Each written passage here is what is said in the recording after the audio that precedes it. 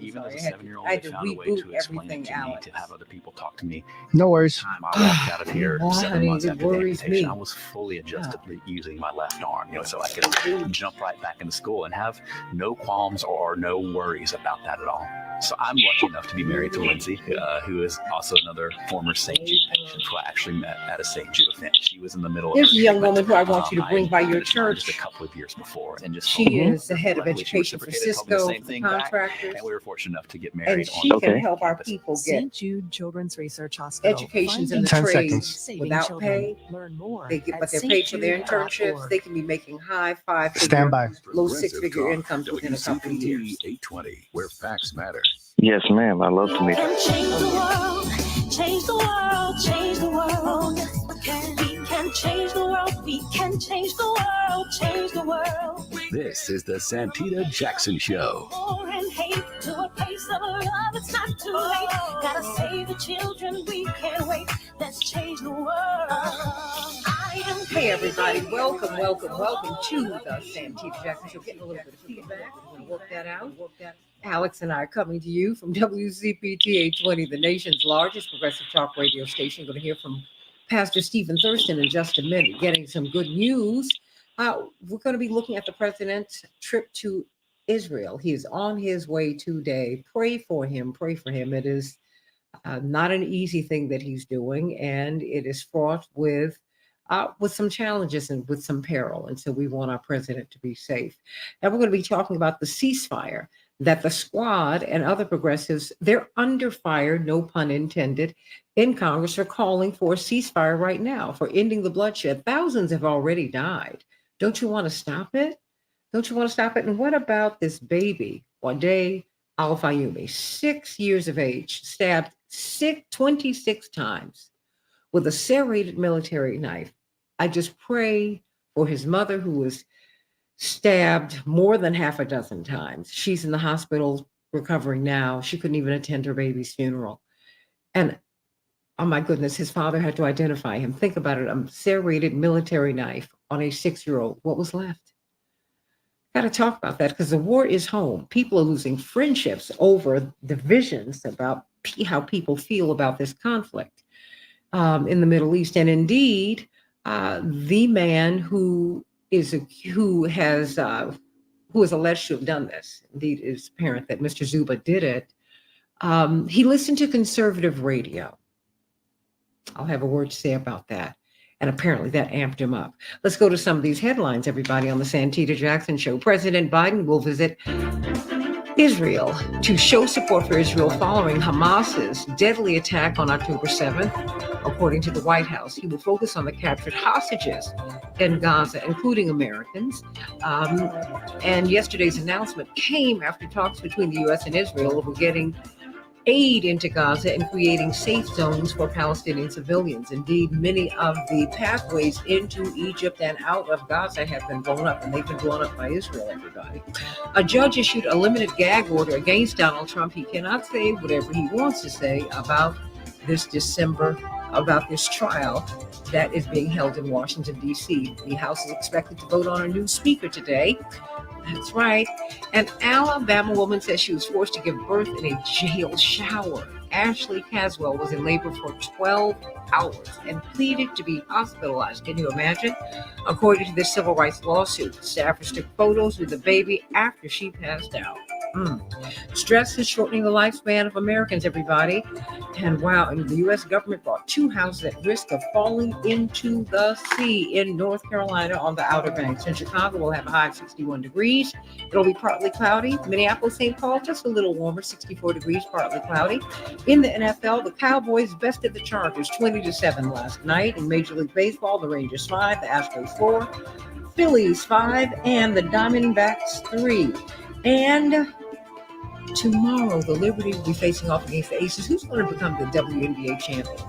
Wow, I wish Chicago and Minnesota were in it, but that's all right. It's going to be great. Today, we're talking about how you can get into the trades for little or no cost. Indeed, we are having this labor panel. I want you to go to WCPT Well, actually, go to heartlandsignal.com, heartlandsignal.com. At this labor panel, it is going to be incredible. You're going to be able to talk to labor leaders. You're going to be able to talk about organizing maybe a union on your job.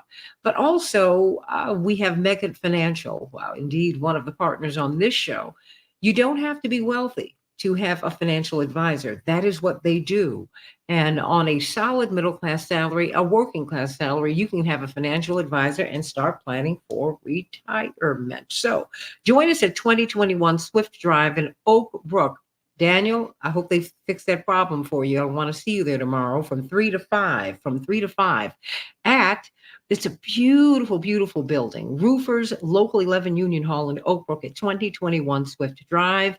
You don't want to miss it. It's free, everybody. All we want you to do is register at heartlandsignal.com. It's from 3 to 5, everybody. This event is sponsored by the Chicago Federation of Labor, Roofers and Waterproofers Local 11, Smart Local 265, Meccan Financial, and Cisco. We'll be talking to Cisco, their head of education, Jamila Muhammad, shortly. And I want you to join us October 28th at Rainbow Push.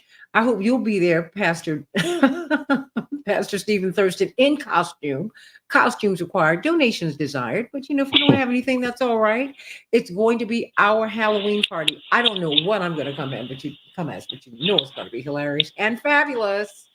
So come on, everybody, to 930 50th Street from 2 to 7. We're going to have the Thriller Dance. It's going to be big fun. It's going to be big fun. This is my mother's idea. My mother loves holidays. She has, she does burial. She has, cemeteries in her yard and in my brother Yusef's yard. She's burying sin. She's burying gun violence. Those are the headstones. She does that sort of thing. She's very creative. So come on, everybody, at 930 50th Street, October 28th. Paula, I want to see you there, girl. I want you out that hospital. Everybody give our girl Paula Garstini Zipser. We love you, Paula. She is streaming in today. We love you, love you, love you. Everybody give our girl, our morning star over here on the Santita Jackson Show YouTube channel, give her some love today. Give her some love. And we're giving you love. Pastor Stephen Thurston, what's on your mind today? Hey, Santita, I want to remind You're on mute. you can let go of the need for approval. Mm-hmm. It usually starts out as a logical tactic. I get it. To gain others' approval, make them happy for a moment, and feel pretty good about ourselves. It seems like the perfect path to take. And it's one we can continue on for year after year after year, believing that it's reducing our anxiety about disapproval in our daily lives. In actuality, it can work pretty well in getting people to like us. We avoid having them disapprove of our actions, and we get to enjoy that nice pat on the back every once in a while. But there will be a time when the constant seeking approval, the very solution to our problems, will run its course. And that very behavior that brought us so many feelings of accomplishment will become the problem itself. When we urgently aim to please other people, we're seeking approval of self from outside sources. And whenever we reach for something in the outside world to give us what we've been looking for ourselves, we set ourselves up for some disappointment. We set ourselves up to live a life we don't particularly want, but will fit with what other people expect of us. We don't take a chance on something that may bring on disapproving stares or rank low on the social status meter. We do what's expected of us. We do what others want from us and for us. And in return, we get their approval. And you might be thinking, why not seek approval? Dr. Knighton is on. The reason is that we only get it at the expense of knowing what we want and being our true selves. When we seek others' approval, we miss opportunities to learn how to approve of ourselves, even if others don't. And here's the problem. Without realizing it, you may be negatively impacting your effectiveness by seeking others' approval. And this is because you probably avoid doing things that are important to you, feel anxious about trying new things outside your comfort zone, and get stuck worrying about what others might expect from you. Needing approval may lead you to reject potential opportunities because you're too anxious and believe your performance has to be perfect. It might cause you to fear failing so much that you actually give up even before you start. And this is why It's important to focus on how you feel. Need for approval is holding you back from doing what's important to you.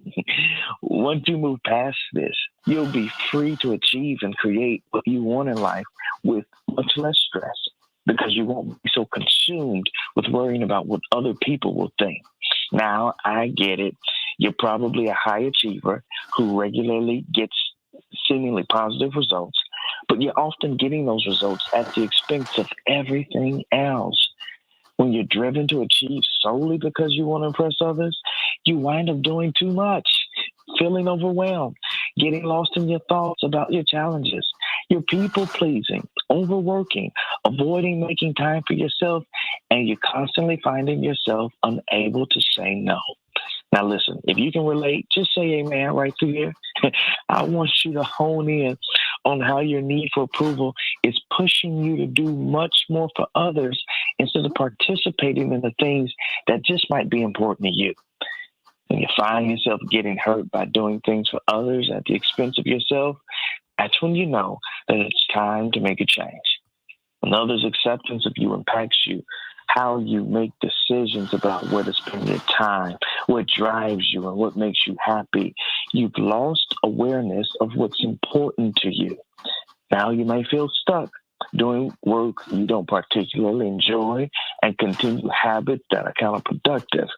If this feels true for you, it's time to focus your energy on getting in touch with what really matters to you. I want you to start asking yourself some questions today. Questions like, what do I value? What keeps me awake at night? How is it that I prefer to spend my time? Start listening to what you really want for your life and align your actions with your values and principles and your goals. When you live in line with what you value, your life becomes much simpler and more effortless. You have to start being honest with yourself when you take a new commitment and really evaluate whether you're doing it because it's right for you or because you want to gain approval or avoid disapproval. And I get it. I know how difficult it can be to change approval-seeking behavior. I've had to make the adjustment myself. It isn't easy to start making decisions that could potentially be disapproved of by others. However, avoiding confrontations time after time after time will have you living a life that's missing your true value, which will inevitably have you questioning your worth as a person.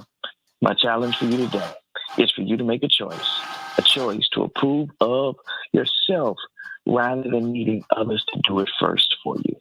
Hey, I want you to leave here today knowing that you can let go of the need for approval. Pastor, thank you for that. I mean, you took me right down memory lane, right? Yes. And I can see, because I absolutely lived on that when I was in college, and I was desperately unhappy. And I accept full responsibility for that. I accept, because I didn't have the courage of my own convictions. Like, I knew I didn't want to be in medicine, but my mother was pushing, and she was pushing, and she did it out of love. She was like, look, you have the aptitude for it. It'll give you independence. I can't tell you how unhappy I was. And when I see photographs of myself from that time, you can see it. Yeah. You know, you can see the puffy feet. I mean, for the first time, I went over 300 pounds in college. Wow. I'm just being honest. I'm putting it out here because I'm hoping it will help somebody. Yes, heal somebody. I'm hoping it will heal somebody, because the approval you should seek is from God. Period. And God puts on your heart what you're supposed to do, and who you really are. That's it. So thank you for that. You're going to be on Facebook Live. I hope you elaborate on that, because we marry the wrong people. We do all this stuff. Hey, seeking other people's approval. Oh man, and we're living miserably. Living miserably. So Facebook Live at 3 p.m. Central Standard Time on Fridays. Hope that you'll be elaborating on this in sometime in the future. But what do you know what you're going to talk about on Friday? Yeah, I've been in this series on sex and sexuality. And so Friday, I'm talking about how much are you worth sexually?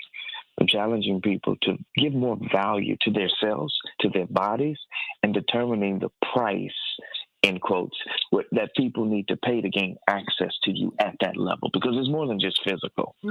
Sex is way deeper than that, and I want us to understand that. And I believe the church has done a kind of poor job of really delving into this topic and unpacking it from a psychological, spiritual, sociological, and physiological means. So that's what I'm seeking to do on Friday. Amen to that. Well, you'll have to come on and talk about that one day here, because I think that's important. I'll do it. I love it. Absolutely. Love you, Pastor Stephen Thurston. Everybody go over Love you to too. at New Covenant Missionary Baptist Church. He is the new pastor. We're so excited. And the exact address? We're at 77th and Cottage Grove, 754 East 77th Street in Chicago. You can also catch us on YouTube, Facebook, and our stream, New Covenant Missionary Baptist Church in Chicago.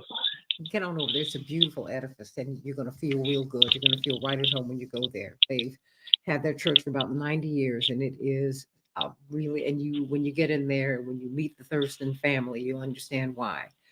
They've been in ministry that long. Love you so much, Pastor Stephen Thurston. Love you too. Talk to you soon. Absolutely. Dr. Shanina Knighton, you know what? Stress hits us out of the blue, but stress is a killer. And there is a study that shows that all the stress that we're living under is shortening the life or the lives of Americans. And you know what they put under the umbrella? Inflation, our money, violence, politics, race relations, inequality in the society. That is stressing people out and it's killing them. Does that surprise you? It does not.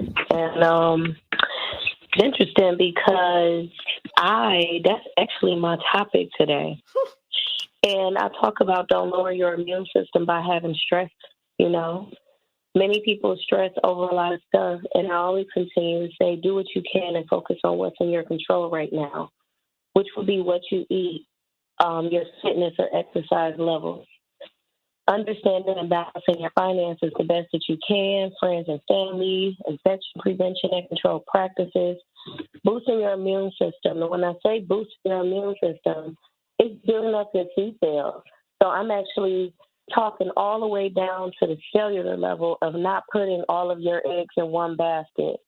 Meaning, yes, many people may focus so much on money, and money is a driver, but stressing about what you can't control, stressing about what you don't have, takes away that practice of gratitude, where when you can focus on the things that you do have, such as resources, such as health, meaning, okay, maybe I don't have access to a lot of money, but the right foods would be very important to make sure that I'm at least building up my immune system.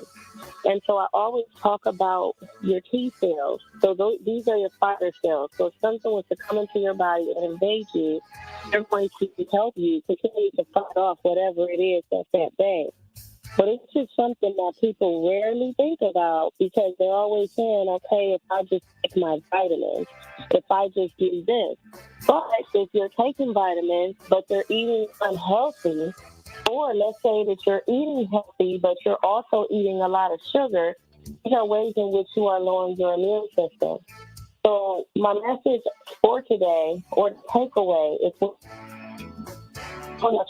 I encourage people to look up what foods help my T cells or what foods hurt my T cells.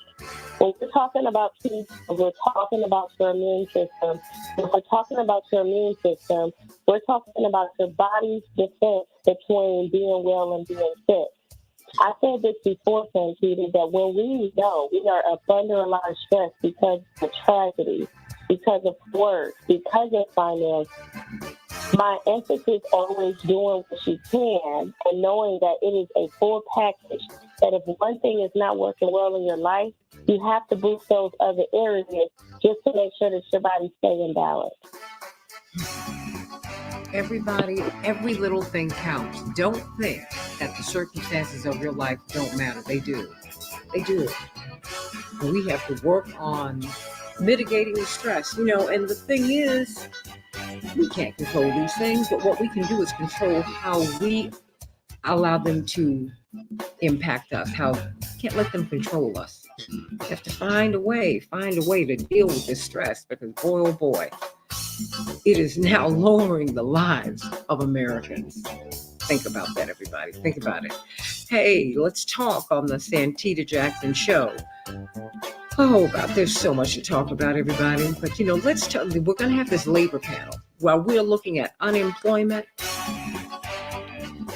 and things that we think are beyond our control. Well, guess what? You can make a change in terms of your your employment. You might have really wanted to go into the trades. You heard what Pastor Thurston said. But your parents told you to go to college. You needed to get a white collar job. Well, you know what? You're going past a whole class of work that you can love and where you can make a very comfortable living and where you will always be necessary, which means you'll always be able to make a comfortable living. The labor panel tomorrow at 3 to 5 at 2021 Swift Drive. Go to heartlandsignal.com. Let's talk with Jamila Muhammad of Cisco in just a minute so we can find out how you can be paid to go to school, have no debt, and come out making some money. Back in just a minute. Got to get people paid. How you doing, sweetie? I'm good. How are you? Oh, girl, I'm doing well. My brother called me this morning, bless his heart, because he was getting on a plane because he released a statement on this little boy who they killed. Stabbed him 26 times with a serrated military knife, a 6-year-old. I'm like, are you serious? What was left of this child? Nothing. And this man read conservative. He listened. Oh, girl, please. I'm disgusted. And this man got amped up on conservative radio. That's what it is. People being so mean, they don't realize the impact that all of this negative language has upon people. Just have no idea.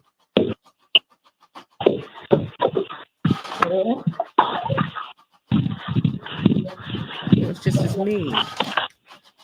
So I gotta do that.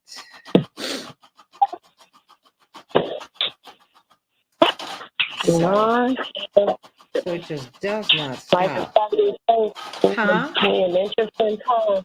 I said we're an interesting time. Oh, absolutely. And I thank God for it. My mother said many, many years ago that we are here because we made some tacit agreement to rebuild. And I believe that. Oh, yeah, that's so I put it to you like this, and it's not that I don't believe it, right? It's just the fact that you tend to forget. And so sometimes you need that reminder. Oh, yeah. Oh, yeah.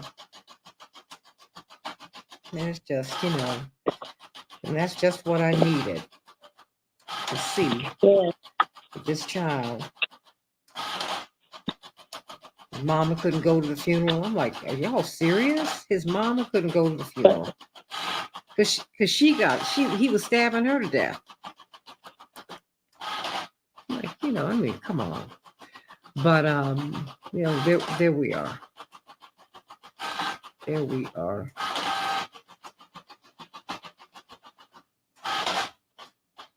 There we are. No answer from Miss Mohammed. Oh, can you try her again? Let me see. 895. Yes, I'll continue to call. Okay, yeah.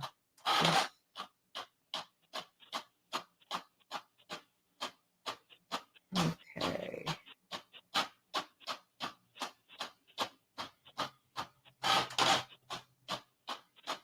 Yeah. Okay, let me call her myself. I always have to remind people that I'm going to have them on. 1 minute. Okay.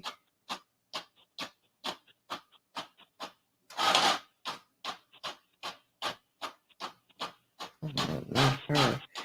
I God, I have two Jamila Muhammads in here, one of whom just made her transition. Unbelievable. But you know, when people go, Dr. Knight, and I don't kick them out, keep them with me. Dr. Knight, are you still there? No, she just hung up. Oh, okay.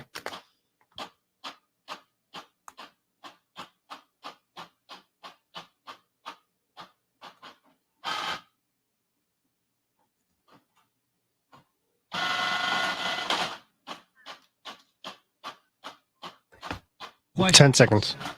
Okay. Stand by. All right. We can change the world, change the world, change the world. We can change the world, we can change the world, change the world. This is the Santita Jackson Show. War and hate to a place of love, it's not too late. Gotta save the children, we can't wait. Let's change the world. I am breathing. Hey, everybody. Call me at 773-763-9278. I'm Santita Jackson. This is the Santita Jackson Show on WCPT 820, the nation's largest progressive talk radio station. We're going to try and get Miss Muhammad on with us tomorrow. But I wanted to bring something to your attention.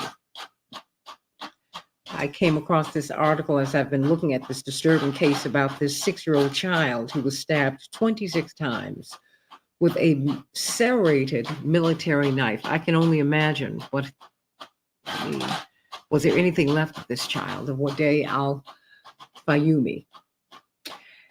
And what's so painful, Palestinian American, Joseph Zuba, 71 years of age, had become like a grandfather to him. He was his mother's landlord. And he had become, he let him use the pool, he bought him toys, built him a tree house, and had developed a really beautiful relationship with this child, with this baby. And something happened over the past week. As the war between Hamas and Israel unfolded, he became very concerned about what he was hearing on conservative talk radio. And he became agitated about his Palestinian American tenants. Palestinian American mother and this Palestinian American boy, both Americans, all three of them. And so then he attacked her.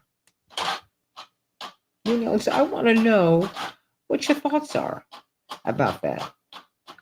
You know, and that's part of the reason that I am so focused on having a certain tone, an elevated tone on this show. Because I'm very clear that that words have power, and this mic is very powerful, and this mic is not for me. I'm a steward.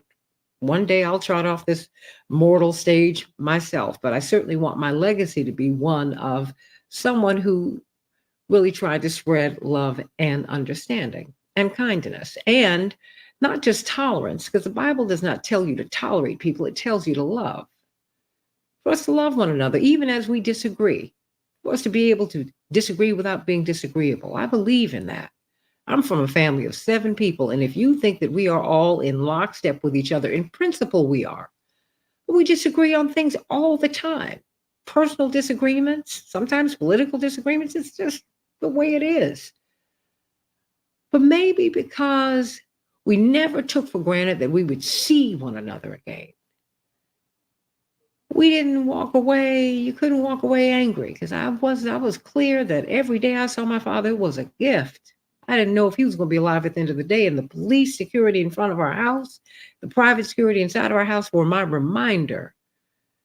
You can be upset, but don't be upset too long. Don't be upset too long about your mama. Don't be too upset about Jesse, Johnny, Yusuf, or Jackie. Don't do that.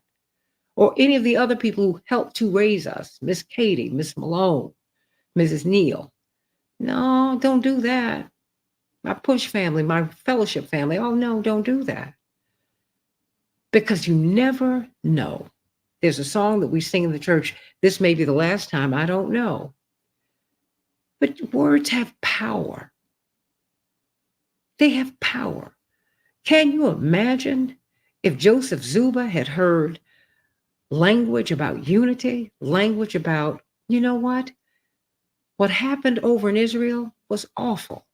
Hamas was wrong. They were wrong.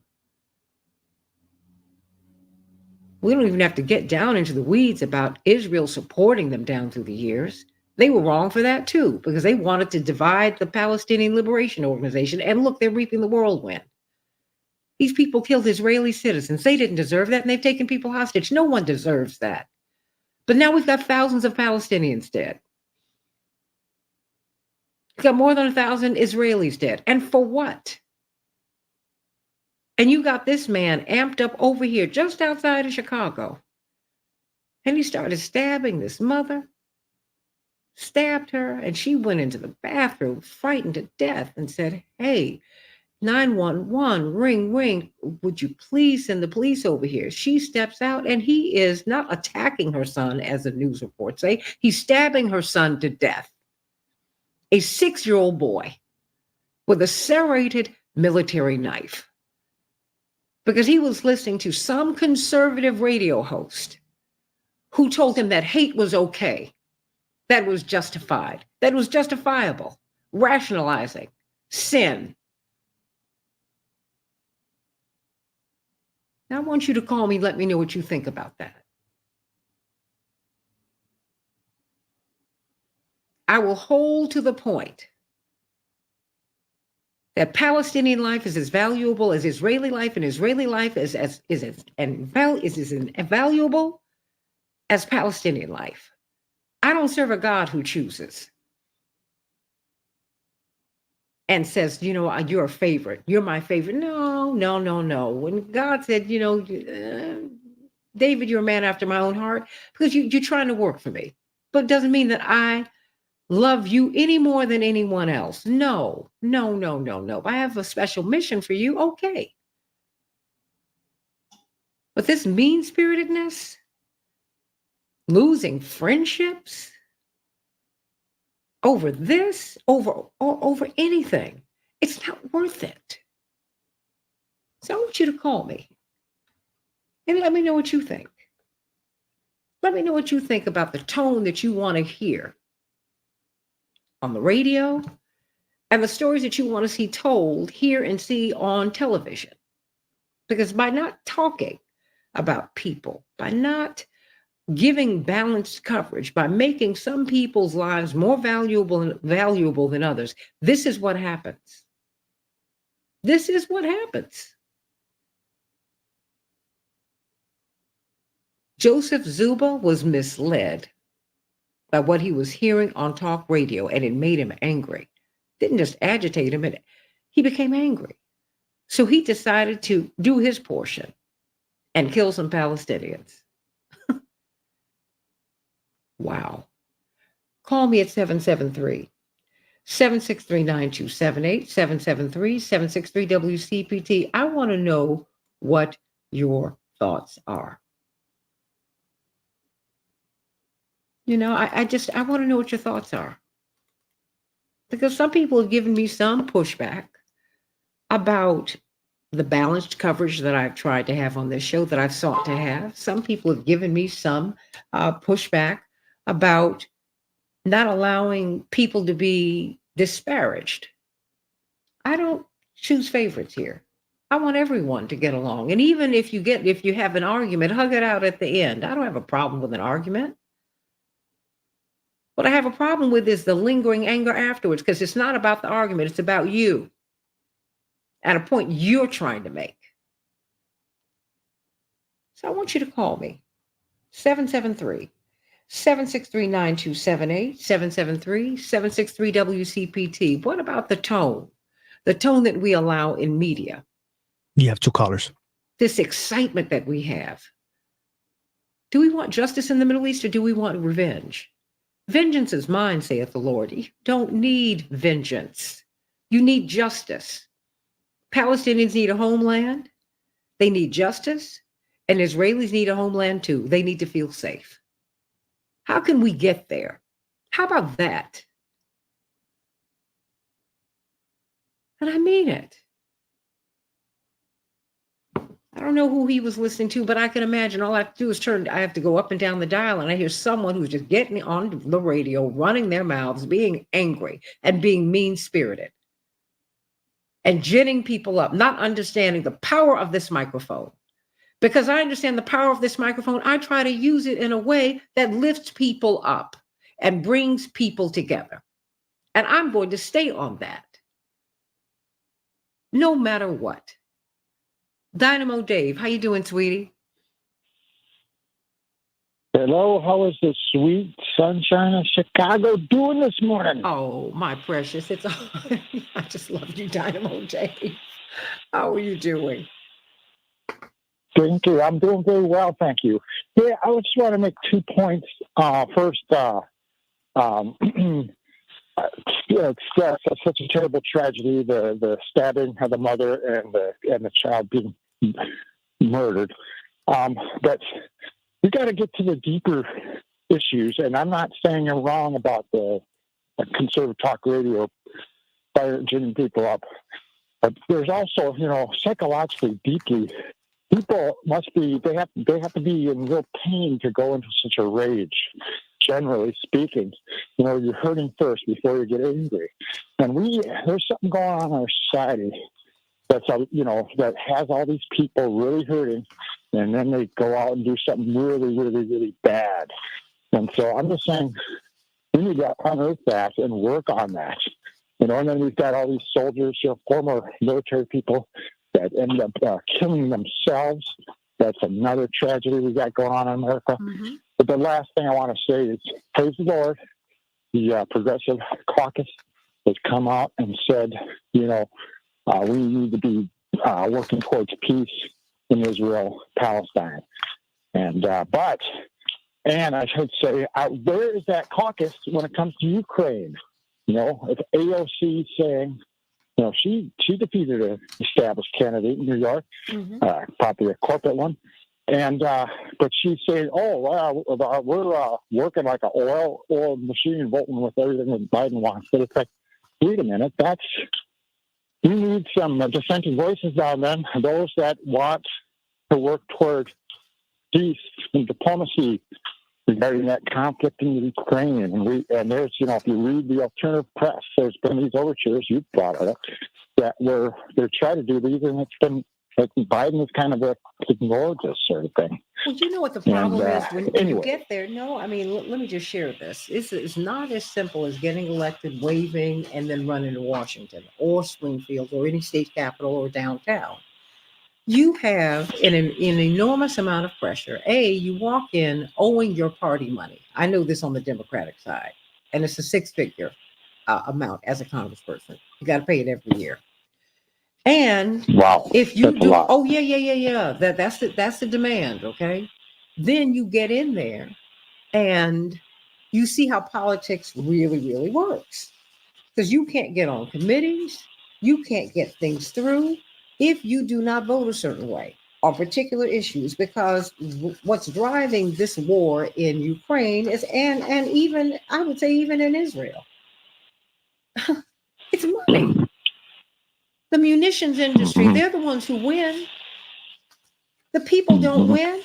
You've got Israeli casualties. It's the people on the ground who pay. Palestinian casualties. It's people on the ground who pay. It's just ridiculous. They're the ones who win every single time. And so, then what you do is, Rush Limbaugh was on bartered time on most of the radio stations he was on. That's the time that every radio station has that's free time that they can give away. That's how they built him up. They built him up by giving him free time. And then he was performative, because when you met Rush Limbaugh in person, he was 180 degrees away from his public persona. 180 degrees from it. It was shocking. Like, wow. Really? Very gentle, nice guy. Okay. But what he was doing was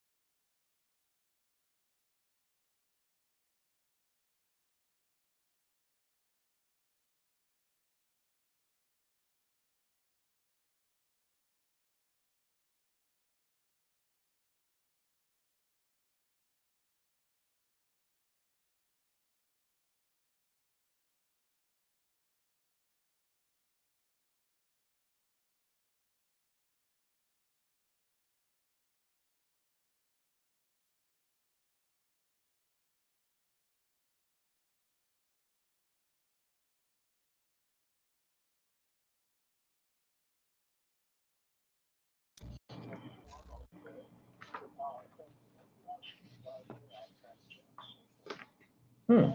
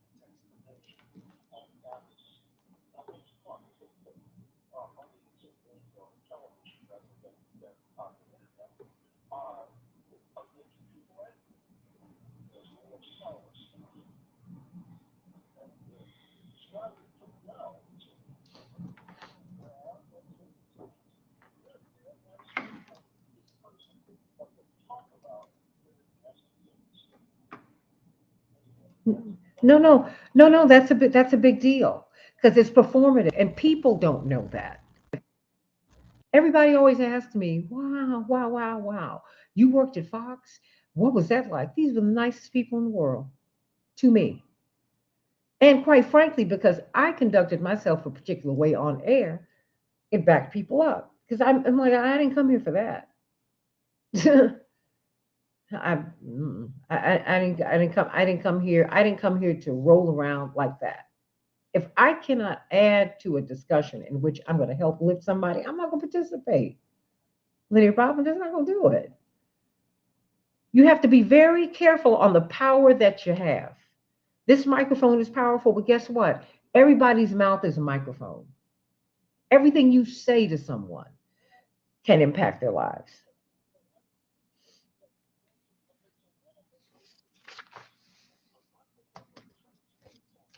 Oof, and millions. You're right.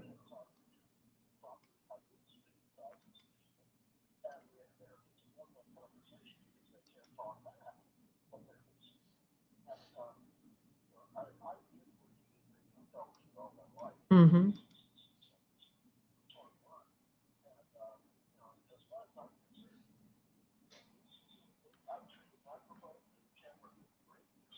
That's right.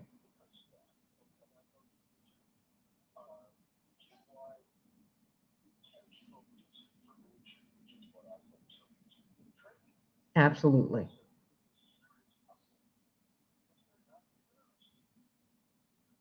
But it's called propaganda, right? It's- we're being propagandized and we don't even know it. And that's why I'm saying, wait a minute, have balanced coverage. Show the lives of Palestinians and Israelis. You have mothers and fathers who are crying and children who are dying. Most of the people in Gaza are young. We're killing kids over there. They got one of the youngest populations on earth. I mean, stop it. And then wait a minute, Linear Bob, when you call for a ceasefire, the White House calls it disgusting, disgraceful, repugnant. What?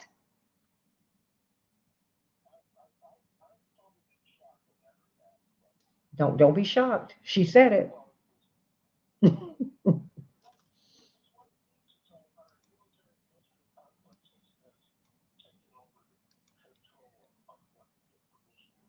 But didn't Eisenhower say that? He said the impact that it would have upon us spiritually. He said not just materially. President Eisenhower said the spiritual impact. We don't even know what that's going to do to us. This is a man who was the general, the lead general in the Second World War, who refused to be saluted when he became president. He said, no, no, no, no, no, no, no. This is a civilian society. You don't salute me. This is not a military society. Oh, hallelujah. This is a civilian society, Linear Bob. But you had an actor who became president, who started saluting, didn't serve 5 seconds,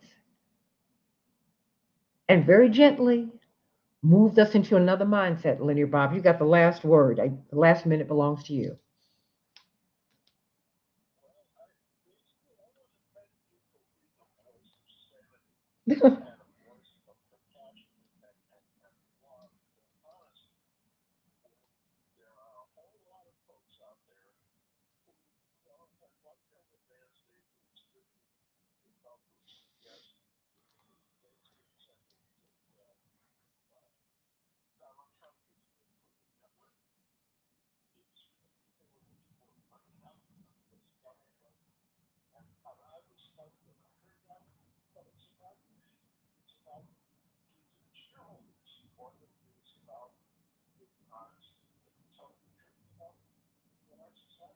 And you know what? They'll trade him for somebody else. Yeah, but they'll trade him for somebody else. They just need to stop it. Stop saying Donald Trump was good for ratings. Yeah, he was, but it's deeper than that. This is a man who was able to get billions of dollars of loans that he never had to pay back. He's been deep into. So they just need to stop. They need to stop. They need to stop. Stop.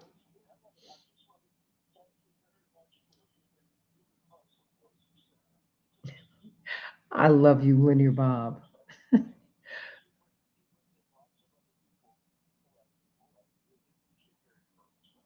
Well, well, thank you. And I'm glad you called in this morning and gave us your portion. I love you, Linear Bob.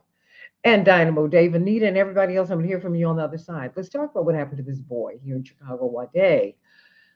Al Fayumi, 6 years of age, stabbed 26 times with a military knife. Think of what that did to that child's body. Can you imagine his father having to go identify him? And his family, Joseph Zuba, the man who killed him, has allegedly killed him. The man was found with a knife over the boy. Well, they said, well, he listened to conservative radio, and that really changed him over a week's time. Wow. Back with more of the Santita Jackson Show, and of course, John Nichols on the other side in just a moment on the Santita Jackson Show.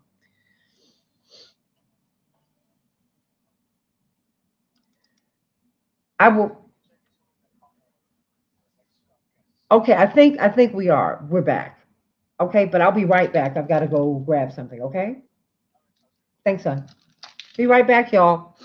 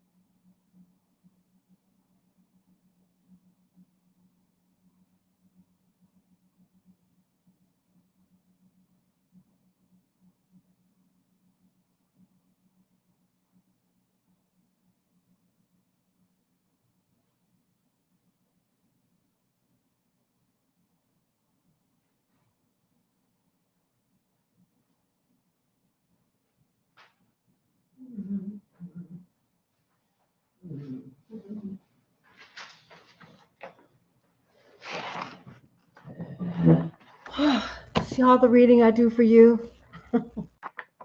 Oh, oh, gotta get information, y'all. Gotta get the information.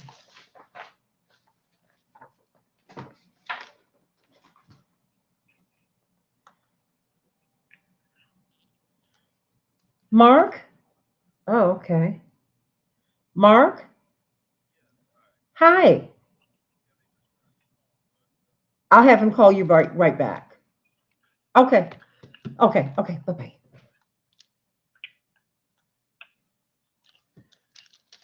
Okay. I think we did. Were we able to get Attorney Fancher? He said that he just called in.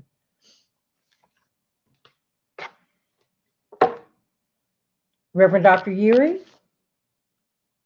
Hi. How are you? Good. You got that bright, shiny personality first thing in the morning. Are you not a morning person? Oh, okay.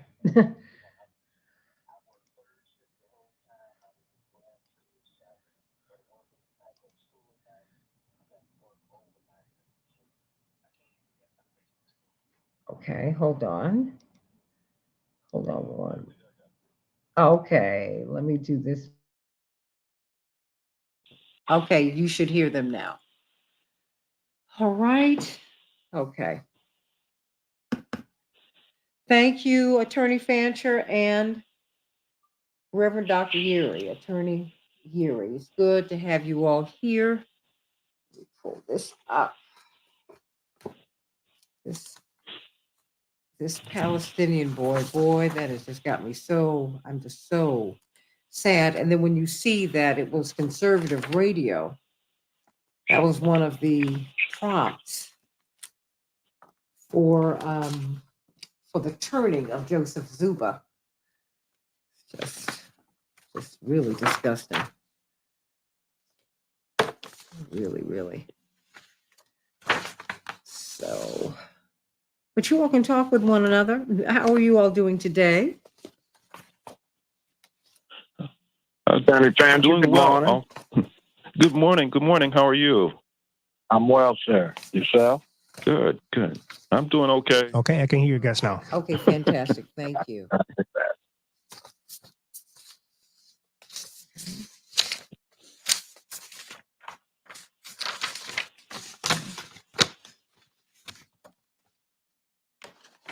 All right. All right. Let me get back to here. Okay.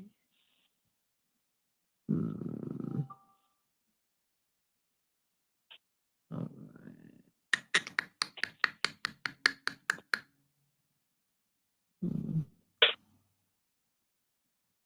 Okay. All right, gentlemen. This will be a quick moving segment, and John Nichols will be on at the bottom. He wants to talk about the ceasefire that the squad are calling for.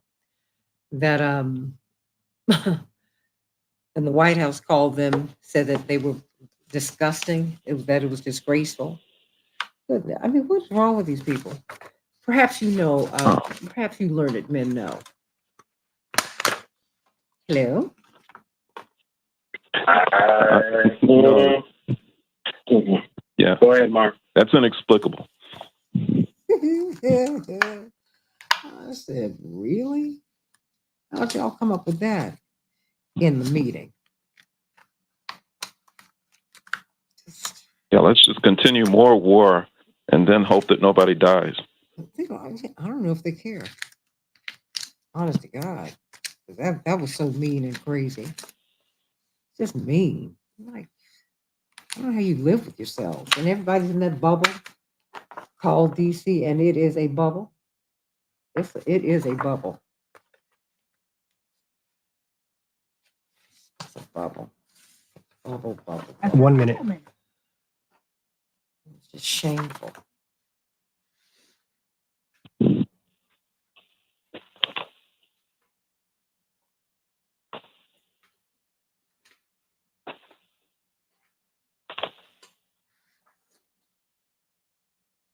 And you do know Gaza's got a lot of gas, right? They made a big gas discovery some years ago. Gentlemen? What? 30 seconds. Petroleum or natural? Natural gas fields. I mean, natural gas. These. Mm-hmm. Well, there's always money there somewhere. Oh, people are awful. They're just awful. 10 seconds.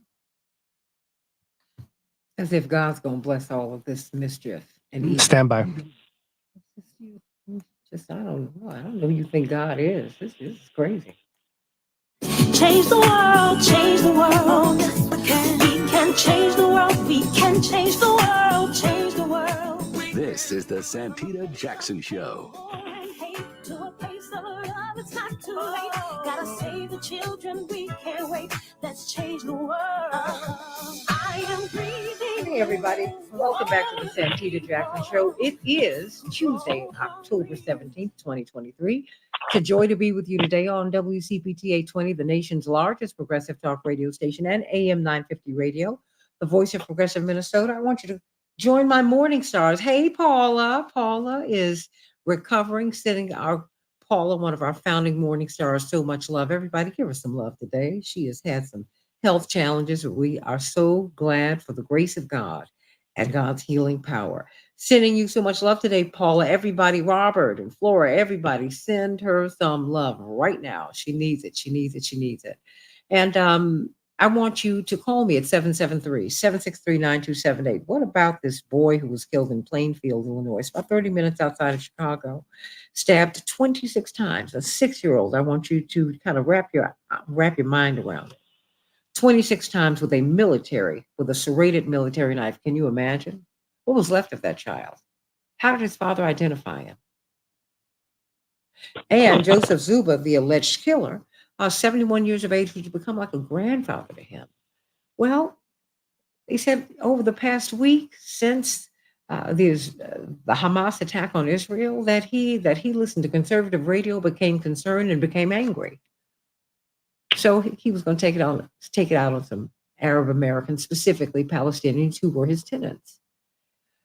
Call me at 773-763-9278. I want to know what your thoughts are about this as we send love and prayers to President Joseph Biden, who is visiting Israel. He is on his way. And going into a war zone, let us pray for our president, pray that he gets there safely and he has a safe visit, goes to Jordan, and will return home safely. I am Santita Jackson, and we're going to have John Nichols on at the bottom of the hour. Let's talk about these headlines. President Biden will visit Israel today to show support for Israel after the deadly attack by Hamas. There are more than 2,600 dead Palestinians killed by Israeli forces, and more than 1,300 Israelis killed by Palestinian forces, by Hamas. Yesterday's announcement that he was going to the White House, going to Israel at the invitation of Prime Minister Netanyahu, came after talks between the U.S. and Israel over getting aid into Gaza and creating safe zones took place. A judge issued a limited gag order against Donald Trump in his January 6th case. It means that the former president must stop attacking prosecutors, witnesses, and court staff involved in his election obstruction trial in Washington, D.C. The House is expected to vote on a new speaker today. Will Jim Jordan get the votes? We do not know. The Trump ally from Ohio is inching closer to becoming speaker, but we will see today. It's been 2 weeks since the legislative branch of our government has had a head. We have a tricameral form of government: legislative, executive, and judicial. One of the branches doesn't have a head. The House cannot conduct business. You can't help Ukraine. You can't help Israel. You can't get any money into these streets of the United States. Think about that, everybody. An Alabama woman says she was forced to give birth in a jail shower, everybody. She asked for help for 12 hours, everybody. Ashley Caswell was in labor for 12 hours and got no help. She pleaded to be hospitalized. They would not help her. So she's filed a civil rights suit. Staffers took photos with the baby after she passed out from all of the pain. Now, pregnant Alabamians can be detained under a law intended to protect unborn children from maternal drug use. It has led to more pregnant women being incarcerated. Think about that. Stress is shortening the lifespan of Americans.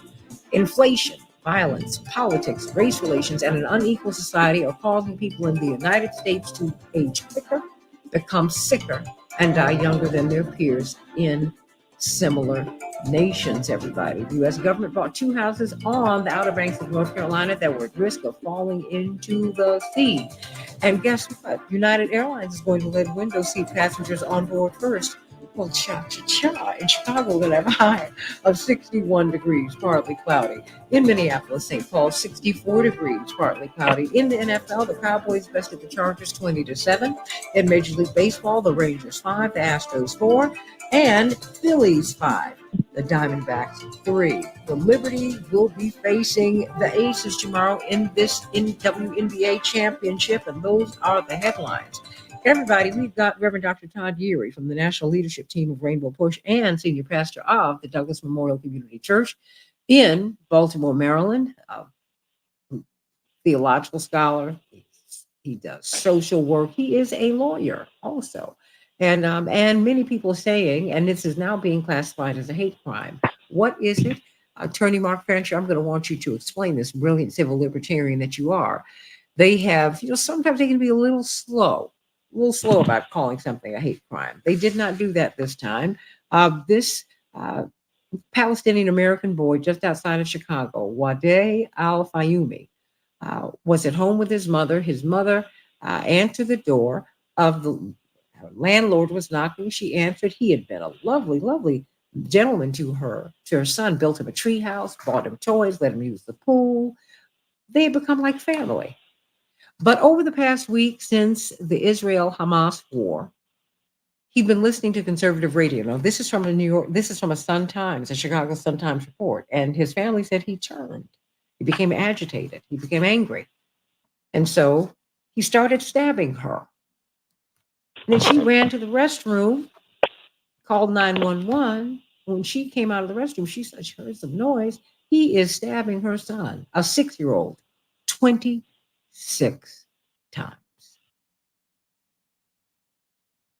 And this little boy is dead. So let's talk about this. Let me start with you, Mark Fancher. It's a hate crime, but just what is this? What is this? I don't know the statutory framework in Illinois, but in many states, in many jurisdictions, there is something that people generically refer to as a hate crime. Sometimes it is a standalone offense, but in many cases, it is an aggravating. It is regarded as an aggravated offense. In other words, there's an underlying crime, such as an assault or a homicide or something like that, and when it is determined that that crime was motivated by racial or ethnic or religious animus, then that enhances the penalties for it, the severity of it. And, in the intro, you made reference to the fact that very often prosecutors are a bit reluctant to charge hate crimes or to designate the offense as a hate crime. And that's because, as in all cases, prosecutors have a burden of proof. They can't just go into court and say that, my hunch is or my belief is that the person who did this was a racist or a bigot, and therefore we want to punish this person for his or her bigotry. But they have to actually be able to prove that that is the case. And it is not always clear that that is the case, at least from an evidentiary standpoint. We all may know it, but you still have to prove it. And unless there is something present in the case which makes it clear, very often prosecutors are reluctant. As I understand it in this case, as the attack was happening, the man was yelling Islamic slurs and saying very hateful and racist things about Muslims, and so that makes it a lot clearer. That makes it easier for a prosecutor to bring this type of a charge. Reverend Dr. Yeary, your thoughts? Well, certainly I agree with what Attorney Fancher has laid out. It sounds like this is going to be a prosecution under the federal hate crime statute, which, independent of what the state law may provide, the federal government will also have an opportunity to try it, similar to what we saw in the case of Ahmaud Arbery. In his killing, those who were convicted under state law and then charged again and tried, or I think they maybe resolved those cases under federal law. I think you will see something similar to in this case. There will be two trials, first in the state of Illinois, but then the federal government will also probably prosecute, at which point under the federal statute, the hate crime that leads to death is punishable by life in prison. So there is no death penalty statute. But to the point of this notion, I mean, there's the law, and then there's the facts that make the law even relevant. How one can feel unsafe and then attack a 6-year-old is just beyond curious to me. The framing of what's going on the Gaza Strip right now, and the lack of historical context leads to the distortions where not only do you have the one who has perpetrated this crime, I would even dig a little deeper into who kind of helped to motivate it, right? Because if you inspire bad acts, if you frame it in a way that someone then takes your words and then uses it to exert harm, there could be at least, if not criminal exposure, some civil exposure to whatever or whoever he may have been listening to. In this time, mentioning that in the news, certainly President Biden traveling to Israel, that's one part of it. I think the more fulsome responsibility is if you're going to go to one part of the war zone, go to all of it. Go see what is being imposed on innocents. We've raised this notion with this war, we being the national language around it, as if it is one-sided, as if there's no innocence to be found on the side of the Palestinians. There's no authentic, genuine right to human life and human dignity. And now that it is skewed, it now means that you're starting to see this tenor that everyone who is Palestinian, perceived to be Palestinian, Muslim, you're going to start seeing this up again, I believe, to show up in other places. And part of that problem is not only how the media is messaging it, but how the administration is responding to it. The president has a responsibility to make sure that he's clear on the moral compass in this, that it is not just the right of a nation to defend itself. It is also to make sure that in the implementation of defending itself, there is not the intentional taking of innocent life on the other side that's inconsistent with, oddly enough, and it's kind of an oxymoron, the rules of war. There are rules of war. They've been violated from the very beginning, and yet the administration continues to be very silent about it, even punitive to anyone that would challenge it. And so I think the president in his travel should be clear in his voice, his moral compass, and in the American strategy in whatever it's going to do. Clearly, it's supporting Israel. It's made it clear it's supporting Israel. It's going to be very problematic, and the saber rattling has started. China and Russia have chimed in. Iran is next. This thing is going to begin to mushroom, and if the United States is not clear on where it stands from a moral standpoint, not only will you see more of the microaggressions, person to person, you're going to see the expansion of the macroaggression that we've already seen break out over the last 10 days. So where do you see this going, Mark Fancher? I mean, we're going to have John Nichols on at the bottom of the hour. He's talking about the squad. The progressives are under fire for calling for a ceasefire. You have nearly 3,000 dead Palestinians. You got more than 1,000 dead Israelis. And the White House attacks you for that. I mean, it's like people are not looking for justice; they're looking for vengeance. I mean, what is this? And then you're looking at this child because this story has been shaped in a particular way. This child has literally borne the brunt of this. No, absolutely. And people don't always agree with my analogies, but for me, this is similar to, and I agree with everything that Reverend Uri just said. It's just like if someone invades my home, they break into my house and they're wielding weapons, and I have a furious battle with them to try and protect my family. And in the process, I end up having to kill them, in order to preserve my own life and my own safety. And then when the media comes, when President Biden comes, the only thing that he focuses on is the details of how I killed the invader without ever talking about the fact that the invader came into my home trying to kill me. And I think that we're getting, as Reverend Uri said, just one side of the story, and it continues to fuel this atmosphere of hatred, and it continues to gin up the violent impulses and instincts that people have just because of the fear that's present. And fear is a great enemy. Along with violence, have great destructive power. And I think that, we've talked a lot about the politics of this, the history of it, the sociology of it, but I think that we need to focus more on the spiritual aspect because, even though many may believe that because of all of the violence and the hatred that God is not present, he most certainly is. The last words of this child were, "I'm fine." I'm And I fine. believe that. Hmm. I think that, God has angels that help people to cross over into the heavenly realm.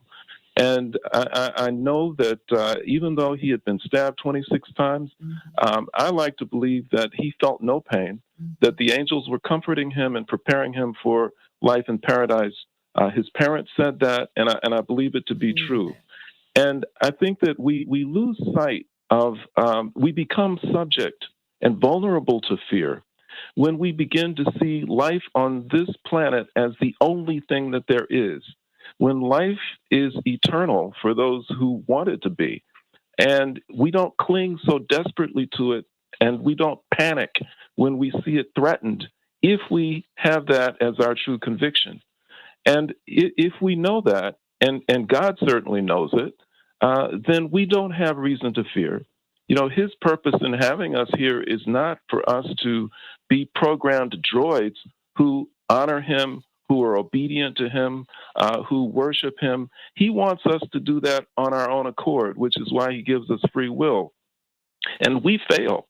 And when we see this violence, when we see the hatred, it's not because God didn't intervene and make us loving people, that God didn't intervene and stop us from being violent. These are decisions that we made.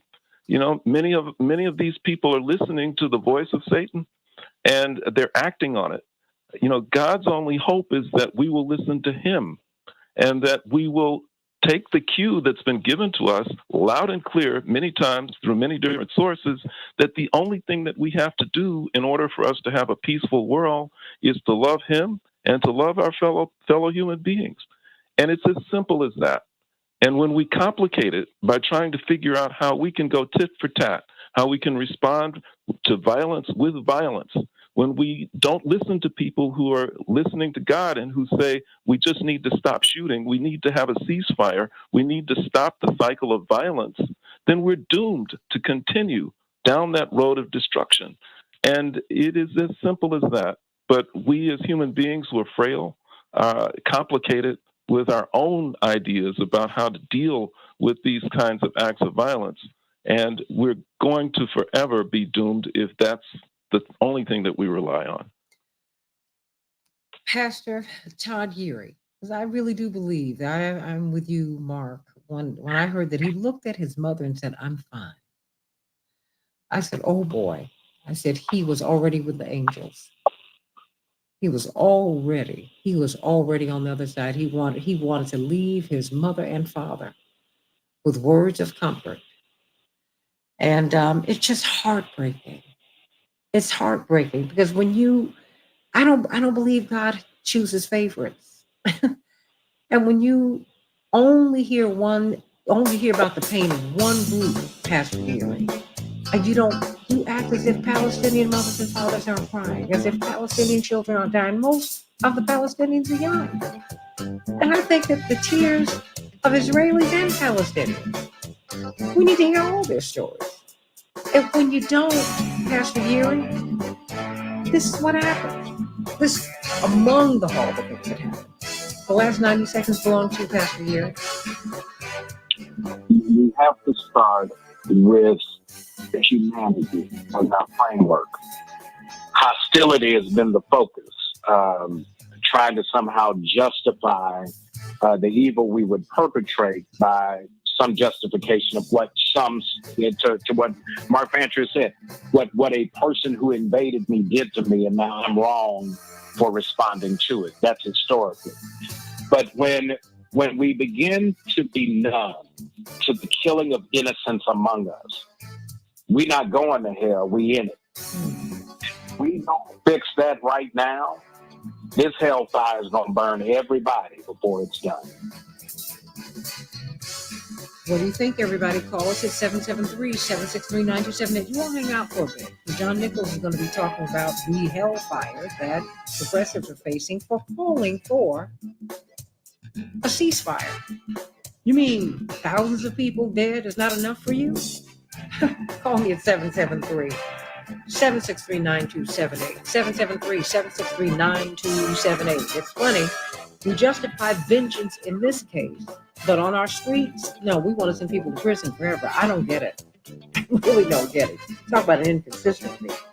Call me, 773-763-9278. Back with more of the Santita Jackson Show with John Nichols and Mark Fancher, attorney Mark Fancher, and Reverend Dr. Todd Ewing. Back in just a minute.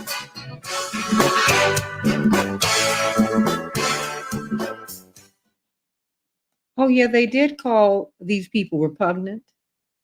I was like, is she nuts? What are y'all drinking? Disgraceful and repugnant. I said, okay. Help me with that, y'all. Really, help. I can't breathe. You there? There's a sickness in the land. Oh my gosh. That's right. Oh, you know what? I'm getting a bad, not getting good audio from you, Reverend Dr. Uri. All right. Okay. 1, 2, 3, 4, 5. Okay, now it's better. Is that better? Now it's better. Yeah. So much. Yeah, you can't make it make sense, right? It's not supposed to make sense. I think trying to make it reasonable is part of the sickness that has helped us to get here. We've made it reasonable for land to be taken, even in our own national story, right? The Trail of Tears for indigenous people manifests destiny for the national story. We got to be real clear that some of what we're seeing around the world is an imitation of what we have put on display for the rest of the world. And if we get clear about our own moral frame, about how we deal with issues of justice and righteousness, not just here, but abroad, that hell that's over there is going to continue to show up over here. Mr. Nichols is on, and you have 2 callers. It's a long tradition of this too. I mean, in the earliest of years, when they would send the so-called explorers out, and they found territories that they wanted, then this idea of using God as a justification for it, originated with papal bulls. The Vatican would issue these proclamations that authorized people to take over the lands of others because it was divinely ordained. It was divinely ordained. Yeah. And I mean, it's like, how do you fix your mind to take somebody's stuff? I mean, I don't understand how to think it. There are supreme. Oh, go ahead. Well, to that point, Mark, I was going to say in Elmina, which is one of the fortresses where they held African captives before putting them on ships. The church where the Dutch worshipped was right over the male holding cell. There's a sign over the door that as you leave the church to go toward the male holding cell that in Dutch reads from the Psalm, Zion is the dwelling place of the Most High God. That in their sickness, they actually believed that their divine right was going to lead these African, what they believe, savages to have an encounter with the divine by forcibly trafficking them to a land that was not only not theirs, but a land that they were taking at the same time. Well, as Chris Rock said, it must be how he was raised. How you doing, John Nichols?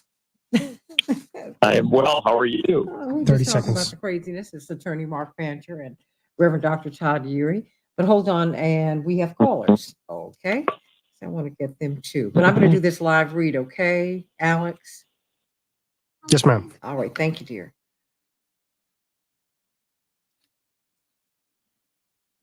Yeah. 10 seconds.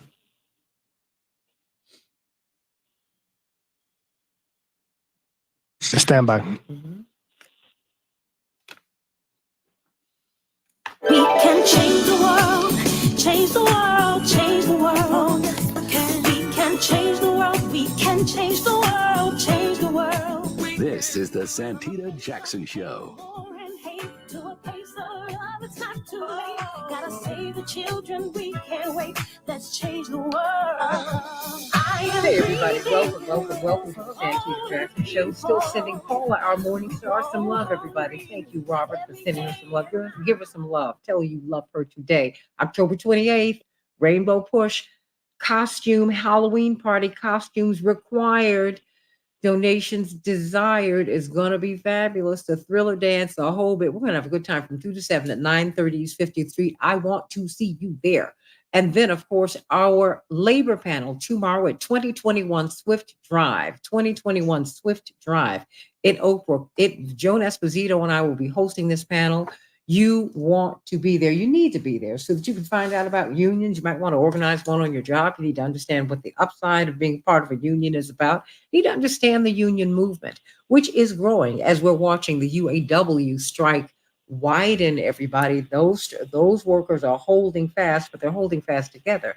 The union, everybody.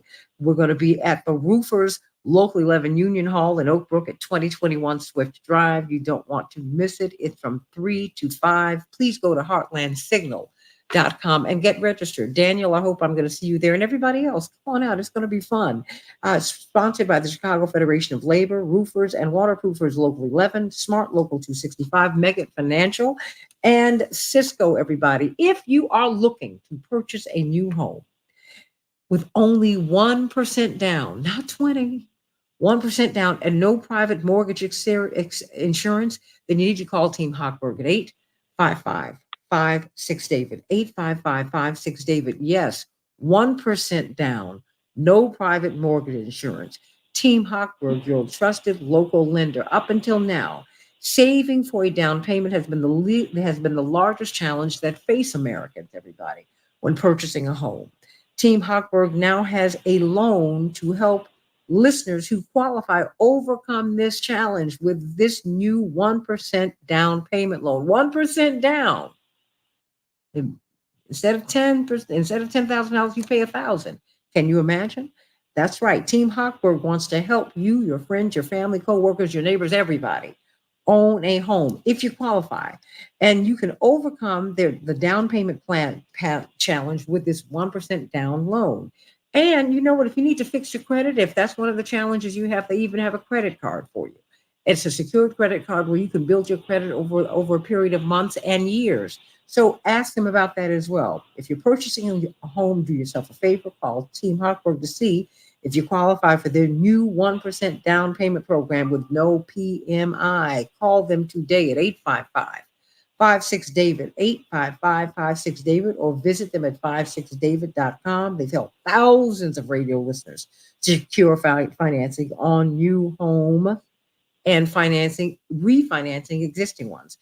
855-56-DAVID, 855-56-DAVID, or go to 56david.com to call them. I mean, they're really great people up there, and they really, really want to help you. Well, you know, we're in this, we've got the president going over to Israel and to Jordan, and thousands of Israelis and Palestinians have been killed in the past week and some change. Nearly 3,000, at least, Palestinians have been killed. More than 1,000 Israelis have been killed in the fighting. Palestinians have killed Israelis have killed Palestinians. Or should I say Hamas has killed Israelis. And the IDF have killed Palestinians, just killed them, blown up the pathways for them to get out of Gaza. It's just awful. So the progressives have called for a ceasefire. They said, you know, let's stop the killing and let's get to the center of this conflict and work it out for once and for all. Well, during an October 10th briefing, the White House press secretary, Karine Jean-Pierre, called progressive Congress members who have called for this ceasefire disgraceful and repugnant. She said, and I quote, there have been some members of Congress who have called for a ceasefire, and they have not gone as far as backing the administration's call. Well, this is what a reporter asked. They said they have not backed your call for support for Israel.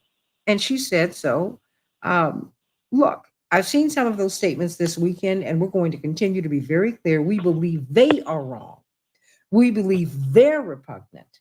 We believe they're disgraceful.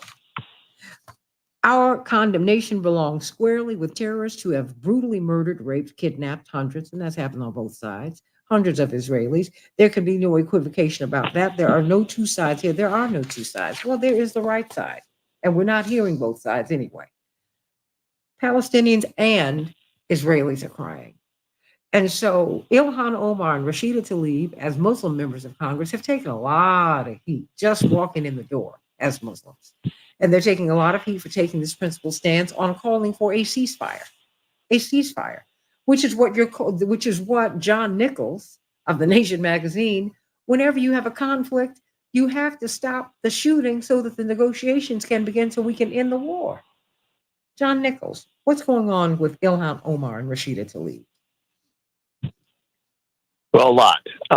Look, Ilhan Omar and Rashida Tlaib are now elected and reelected members of Congress. They've been here or in Congress for a reasonable amount of time, and yet throughout their tenure, they've been under attack, often criticized by Republicans and sometimes Democrats for daring to raise concerns about circumstances in the Middle East that are not often discussed. And after the October 7th Hamas terrorist attack on Israeli communities and on a music festival that has left. Now we have numbers that are part of 1,300 Israelis dead. They raised, they expressed obviously their horror at the violence and the death, but they also suggested that should not lead to more horror, more violence and death. And they did indeed begin to talk about a ceasefire. You have now had a number of members of Congress join them. They do not stand alone. In fact, Delia Ramirez, a frequent guest on this show, yesterday joined with Omar and Tlaib and a number of other members to sponsor a resolution in Congress calling on the Biden administration to seek a ceasefire. And yet you had this circumstance where the White House was referring to talking about a ceasefire as repugnant, and as something terribly negative. And this is deeply problematic. Look, people can disagree about how to respond to what has happened so far, and people will disagree. There'll be many debates about the right response. I'll emphasize that those debates are taking place within Israel. There are Israelis who are saying, look, Netanyahu's going too far. This bombing of Gaza isn't going to bring peace. It isn't going to resolve the conflicts. It's going to make things worse. Those are Israelis saying. Can I jump in right here? Because he's tremendously unpopular in Israel right now because of how he has handled this. Right. 86% of people said in a poll that was published last week that Netanyahu was to blame for the severity of the attack, the horror of the attack. What they meant was that his failed policies, his neglect of basic security, a host of other issues, made him the problem. And more than 50% said that he should resign, at least as soon as the immediate crisis is resolved. He is exceptionally unpopular. The leading newspapers in Israel, many of them have criticized him. Haaretz, the great, more than 100-year-old daily newspaper in Israel, said the morning after the October 7th attack that Netanyahu was to blame. And so this is the problematic situation. Netanyahu is in a deep political mess. He is not popular. He has made horrific errors. And now he is trying to, set the policy going forward. And it's this very tough, very, bomb Palestine, force 1 million people to leave their homes. It's an over-the-top, extreme, and horrifically deadly response that has left men, women, and children. And I guess today we had the number of more than 1,000 children killed in Palestine or in Gaza. And so there is a call for a ceasefire. And that argument for ceasefire is not, it's not naive, it's not irrational. People who are raising it know what has happened, and they know the challenges that exist in the region. But they are simply saying, if you want to stop the killing, you should stop the killing. And they, of course, will face criticism for that. They have already. But at the end of the day, I think that if you step back and listen, again, not just to people in Congress, but to people in Israel and in Palestine who are saying, this bombing, this often indiscriminate bombing that is leaving tremendous number of civilians dead, this isn't going to solve the problem. And I will emphasize that yesterday, across the United States, especially a lot in Washington, Jewish folks were coming to the White House and being arrested to deliver that message that there's a need for a ceasefire. This week, you will see thousands of Jewish Americans come to Washington to protest against the bombing of Gaza, the death tolls that are there, and to say that the Biden administration should demand that Israel do a ceasefire. And I think this is part of a whole fabric that we need to understand. Too often, we try to put people in camps to say, This is about Jews, Muslims. This is about Palestinians versus Israelis. This is about, one group versus another. What you need to understand is that there are Jews, Muslims, and Christians in the Middle East and in the United States and around the world calling for peace and calling for a ceasefire. And anti-imperialists, because we have painted this conflict as a religious one, and it's a political one. Now they're moving it into the religious realm, but the fact is, this is about land. And land is always at the center of these conflicts, and waterways and things like that. Yeah. But the fact is, because I've seen the Jewish American community and the Jewish community attacked, and it has been very disturbing to me and bothers me greatly, because there are too many Jewish freedom fighters today who believe this is wrong. And then you have some Jewish Americans who feel, no, the vengeance is okay. Everybody doesn't feel the same way. Some Black folks feel that vengeance is okay. Some Black folks say, no, this is wrong. Everybody lines up according to their life experience and how you interpret it, everybody. So don't paint with that broader brush. It's not fair. It's not fair. No one fights harder for freedom than Medea Benjamin and Phyllis Venice and Norman Solomon and Jeff Cohen. I can just keep on going. It's not fair. Right. Well, and this is one of the struggles with this. There was a remarkable moment on CNN the other day. I believe it was Abby Phillips with Ron DeSantis. And Ron DeSantis was said, very bluntly, very aggressively, all Gazans are anti-Semites, right? And he was, trying to make his point about, that they should not be allowed into the United States. And the interesting thing about that is that, after he said that, after he, went, all in with that line, he was corrected, right? And the correction was, you do understand that Palestinians are Semitic people as well. And this is one of the things that I think a lot of folks lose sight of. The reality is that, these people in the Middle East, these folks, different religions, different circumstances, different stories. You have to understand they occupy a very small space, right? And there have, of course, been struggles over land, struggles over water, struggles over, who lives where and who possesses what.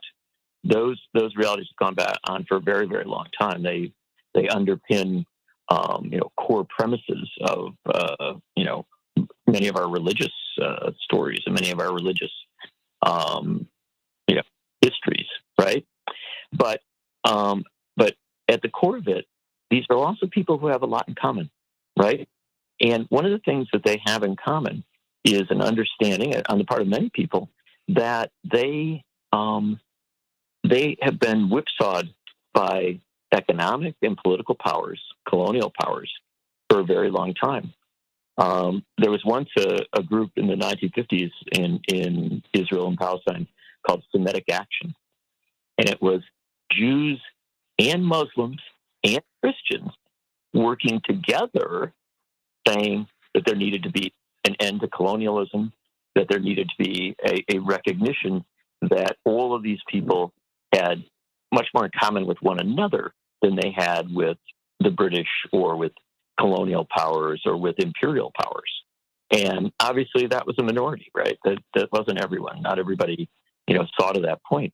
But what is vital to understand is that if we're going to get to peace, we have to recognize that demonizing the other, demonizing the stranger, demonizing somebody who isn't exactly like you, but maybe very, very similar to you, that's not going to do it. And allowing collective punishment, the idea that you're going to bomb, Gaza so much that somehow things are going to be better, that's badness. Well, it's right? also a war crime, John. And no one's calling out these war crimes, shutting off water, electricity. These are war crimes. They're effectively carpet bombing Gaza. These are war crimes, and they need to be called out as war criminals. It's got to stop. And part of what dies in times like these is the truth. We're so selective. I want to get a couple of calls in because I want you to hear from people and I want them to hear from you because I just think it's important. Everybody's got something to say about this. And so, Alex, why don't we bring up John from Hammond? John, are you there? Oh, good morning, Santita and guests. Hey, John. I have a hi. I'm an expert at World War II because my father and mother both suffered in the war. And if you let's go back to the war, and I'm referring to World War II. Why was there a Holocaust? This goes to the root cause as to why Israel was formed in the first place. It was the Holocaust. And the Germans, Adolf Hitler basically said, we don't want the Jews contaminating our Aryan blood. So they first started with Kristallnacht, and they tried to get as many Jews to leave Germany. Then after the invasion of Poland, they started the ghettoization. They did the Warsaw Ghetto. They put all the Jews in the ghetto. And then that wasn't enough. And, of course, they ended up with the concentration camps and the mass killings. That was real ethnic cleansing.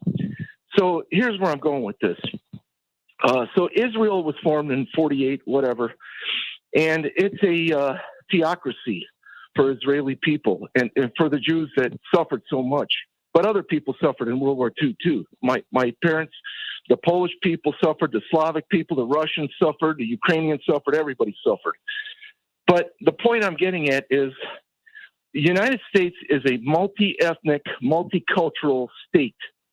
And that's kind of what's happening in Europe. Those pure states of, all German or all French, those are things of the past. And colonialism does have something to do with that. But here's where I'm going with this. The solution, in my opinion, is get rid of the theocratic state of Israel and call it Israel-Palestine and allow for a dual theocratic state of Muslims and Jews that have equal rights and equal protections under the law. And this two-state solution is never going to work because if you look at the West Bank, it's been totally eaten up by realtors and development. And what was the West Bank, which was predominantly Palestine, 40 years ago, is pretty much all Israel now. So it's not going to happen anyway. So just make it Israel-Palestine, give all the indigenous peoples equal rights under the law, and have a multicultural or bicultural, bi-religious state, and that would solve the problem. Well, that would solve the problem. But not just bicultural, because before 1947, John, I want you to jump in, and I've got Reverend Dr. Uri and Mark Fancher. You had Muslims, Christians, and Jews living side by side. And that was a tacit agreement, because this part of the world means so much to all of us. Nobody owns it. John Nichols.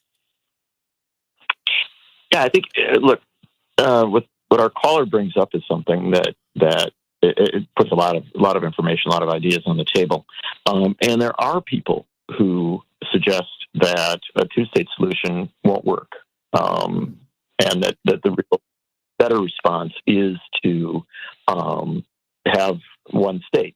Obviously, there's a lot of resistance to that, and I think that there are ideals, there are visions that people have, and that many have been proposed. There once was proposed the idea of doing something like Switzerland, where you have cantons, one country, but regions within it, all of them equal, but populations that might be concentrated in certain areas. There's been all sorts of proposals. The bottom line is this: that what needs to be understood is that painting with a broad brush, trying to hate one whole group of people, hating Jews, hating Muslims, hating Arabs, hating Israelis, that's the root of the problem here, because there is immense diversity. And I misspoke a moment ago when I was talking about Ron DeSantis on television. I was thinking of an interview with Abby Phillips, but it was actually Margaret Brennan who called Sunday morning and said, you do, in fact, her exact quote was, "I'm sure you know all Arabs are Semites," to DeSantis. And of course, and then she asked, how can you paint with such a broad brush to say 2.3 million people in Gaza are anti-Semitic? Did he know? And of course, that's the I'm not being facetious. Did he know? Yeah, well, he should. He's a graduate of Harvard and Yale. No, that doesn't mean anything. Some of the dullest people, some of the greatest dullards in the world, I know they did not gangster the space on smart people. Did he know? I respect what you're saying. I think that Ron DeSantis, if he didn't know, he should. Yeah, he should. Because otherwise, let's do that. He's saying about things he doesn't know about, especially if you're going to make these broad statements. But here's the problem. And the deep challenge here. I've spent a good deal of my life reporting in Israel and Palestine, talking to people on the ground in both places, as well as throughout the Middle East. What I can tell you is this: there are within the Jewish community, there are liberals, conservatives, and moderates. There are people on the left. There are people on the right. There are people who passionately want peace with the Palestinians. There are people who do not. Within the Muslim community, there are people who are, left, right, center, secular, religious, who want peace, who do not. Within the Arab Christian community, there are all of those divisions, all of that reality. If you don't recognize that, right? If you don't recognize that in all of these communities, there are people of goodwill who want to get to peace, then you will never, ever get to peace. Because if you assume that everyone who is not exactly like you is, somehow dangerously opposed to a humane and decent response to things, how are you ever going to get to negotiations? How are you ever going to build a peace? And so what we have to break through is not just the violence, right, to end the violence, but you also have to end the violent language that assumes that everybody else is somehow a bad player, because they're not. There are good people in the Middle East who want to make peace. Your father recognized that more than 40 years ago. Jimmy Carter recognized that at great cost, great political cost to him, but with remarkable success, forging a peace agreement in the 1970s, early 1980s. And so what we need to find is peace is possible, but it's only possible if we stop demonizing one another and look for those who want to have peace in each camp. And you'll be demonized in the process, because Reverend Jackson was demonized. These forces tried to destroy his campaigns, and before his campaign tried to destroy Bush. But he kept on pushing. Carter, same thing. They both paid tremendously high prices, but guess what? They were right. History's absolved them both. So what is the path forward? Stay right here, John, because I want you to. Well, I've got 30 seconds before we get out. You got it. But the path forward is to find ways to stop killing people. Again, we've had too many people die on the ground, too many Jews, too many Muslims, too many Christians in just the last week or so in the Middle East. The idea of a ceasefire is not an irrational or a naive idea. It is a legitimate idea that is being promoted by people in Palestine, people in Israel, and wise people in the United States. Too many people are dying, whatever their background. They're all children of the same God. Too many people are dying.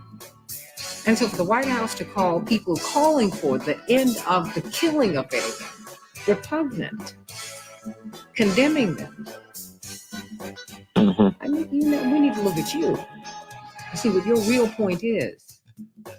Because I want to stop the violence and save the children, as Reverend Jackson said half a century ago, and the adults that they become. Stop the violence. That's the only way this is going to stop. You got to stop shooting. See you tomorrow. Mark Fancher, why don't you give us some closing thoughts? Mr. Fancher dropped he off. dropped? And what about Reverend Dr. Yuri? Is he there? I'm here. I'm about to go to court. Okay. Good morning, John Mitchell. Okay. Good morning. Okay, I need you to be right in that phone so we can all hear you. Okay. How's that? No. No. All right. How's that? There you go. That's it. All right. This notion of making peace, at the root of domination for the control of land is violence. Always has been, always will be. And until this notion of who has access to reliance upon the land in a shared environment, that's the issue. This whole the story of the United States and its displacement of the indigenous people, the native peoples, that's a whole problem, right? It's like the ghosts of the past are going to come up and haunt President Biden in the course of this kind of land grab that continues. I know there's this response to violence that was exacted against me, but at the root of this, we got to be real clear. At the root of this is not about simply the actions of Hamas 10 days ago. It's the actions of Hamas 10 days ago opening up the specter to pick up on the unfinished business of land control that goes back generations. And if we don't have that as an honest broker conversation, that what's really at root, because this punishment of Hamas is not everybody on the Gaza Strip. To have random bombing, random violations of international law, random commissions of hate crimes and war crimes and the like, all of that we're seeing at an individual level, but we're also seeing at the military and governmental level, all of that is playing into, let's be real honest about what this is. This isn't just about an action that took place 10 days ago that even in Israel they're talking about the defense forces didn't do what they were supposed to do to keep the country safe. Let's not deal. Let's not waste folks' time. This is a fight about land. This is the fight to tell folks you got to leave one part of the country to go to another part of the country so that we can go in and dominate that part of the land again. It's offensive, and that's what spurns, I think, the kinds of hostilities that we're seeing, because the messaging around this is not telling the truth about what this is all about. Be honest about it, and then let's deal with it so that then when we get to the issues of solutions, when we start talking about how do we resolve the conflict, we're really dealing with the conflict and not dealing with the messaging about the conflict. The propaganda. It's a political fight. Absolutely. That's what it is. I mean, you can put Muslims, Jews, Christians. This is a political fight. Always has been. Anytime you have all this gas off of the Gaza Strip, this is a political fight. This is about resources. It's a political fight. If there were nothing off the coast of Gaza, they let them have it, maybe. But the fact, John, the fact is Benjamin Netanyahu went to the United Nations General Assembly meeting, presented a map of the new Middle East, and didn't have Palestine there. And no one even mentions that right now. You have you have their finance minister who governs the West Bank, who said there's no such thing as a Palestinian. That's not even mentioned. This is so unfair. It's just, it defies belief. Really. Mhm. And all credibility. And these are discussions, John. What bothers me and what hurts America is that these are discussions that are being held all around the world. All around the world, people see this. So they look at America and say, you have got, while our dollar is losing primacy, that's ending. This is all up underneath that, John. It's all up underneath it. Yeah. Look, and I apologize because I have to, and I'm sure that I know other so folks many do. people so I'll need have you, to but I want to hold you myself. I sure appreciate it. But let me respond to your good thoughts. I wish I could take everybody to Israel and Palestine. Not me personally, but I wish we could have everybody go and That's right. You and better have watch been that there. before you get people calling, and you got a big bill. But okay. Sure, God. But I wish we could have everybody have gone there in not a time of perfect peace. It can be an intense time. Not this, maybe this moment that we're talking about now is particularly jarring and difficult to get to core discussions. But I wish people could have walked with me on the streets of the old city in Jerusalem, or to walk with me in Bethlehem, to been with me in other communities across Israel and across Palestine, and have met the people who are there. Because when you meet the people who are there, one of the fascinating things that comes through as you talk to them with any kind of depth is they know a lot, they understand a lot, they have grievances and concerns that sometimes go back hundreds, even thousands of years, and they've wrestled with them.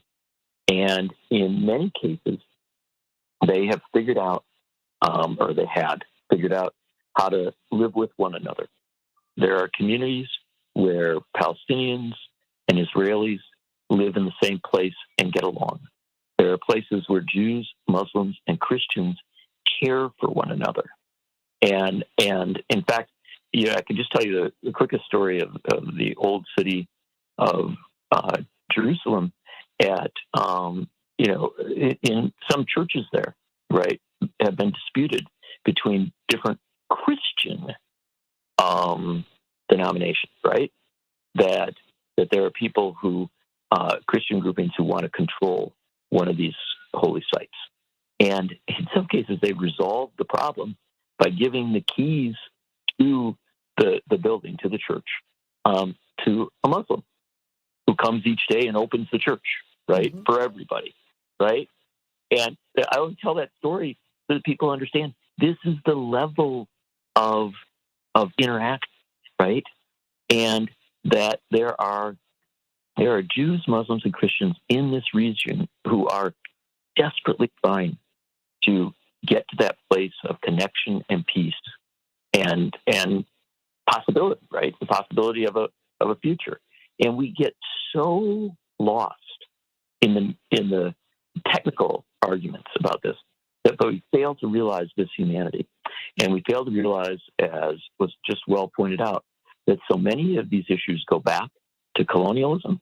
They go back to the division of land, right, by European colonial powers in ways that they thought they would solve their problems in Europe, right? Specifically, but create Great new Britain. problems. This is a British colonial project. Absolutely. And see, this is what I'm saying. This is the politics of this. That's why I keep saying, Jews, Christians, and Muslims, they have been living over there since the beginning of time. They've been getting along. What happened was the British and this Balfour Agreement trying to pull the Jewish population into the First World War. They said, okay, well, we got a place for you. They were going to pick Uganda. The Jewish community said, we have no historical tie to Uganda. I mean, they even were going to get a place in the United States. No, we want this spot. This was always a colonial project. Always. And then they try to put a religious stamp on top of it, John. And that is what is also offensive to me. And I just what I want to emphasize is people there do understand this. Not everybody's on the right side of any particular issue or the wrong side, but there are a lot of people who do. And I guess I would close with this basic thought. As we talk about the president going to Israel and to Jordan, where he meet with Jordanian, Palestinian leaders, the president's doing the right thing. He's going and he's talking to a lot of different folks. I appreciate that. I just worry about it, I do. Well, Joe Biden is a knowledgeable, right? So he can listen to people, can hear them, but he should also go there with a message, right? And his message should be stop the killing. We got to figure out how to stop this violence. And my fear is, unfortunately, that when the president goes to the Middle East, that the impact of his visit will be largely discussed or thought of as a stamp of approval for what Netanyahu is doing. Well, unless he stops by the West Bank, I'm not saying go to Gaza since they're bombing it to smithereens. You got to meet with some Palestinians. And the West Bank is not as contentious at this moment as Gaza. You can't just go to Israel. That's not fair. And he will meet, I do, if I'm right about understanding that in Jordan, I think he will meet with some Palestinians. There's something to be said for if you're going to go to Israel, if you're going to go into that place. I'm just saying, that's my thought. I'm uncomfortable with the president being over in this war zone anyway, honestly. But Jordan, I realize that's a neutral spot, relatively speaking. But, you're going to meet with everybody over there. I get it. But stop by. Come by here. Stop by. Just stop by. Yeah. And and at this deeper level, too. Again, it's not just having the meetings. It's what's said in the meetings, right? And what the basic premise is here. And again, I will tell you, as the president travels to the Middle East, there will be Jewish Americans being arrested outside the White House, pleading with him to deliver a message calling for a ceasefire, right? There will be members of Congress from all backgrounds pleading with him to deliver a message telling the Israelis to dial down the tensions, to move away from the violence, right?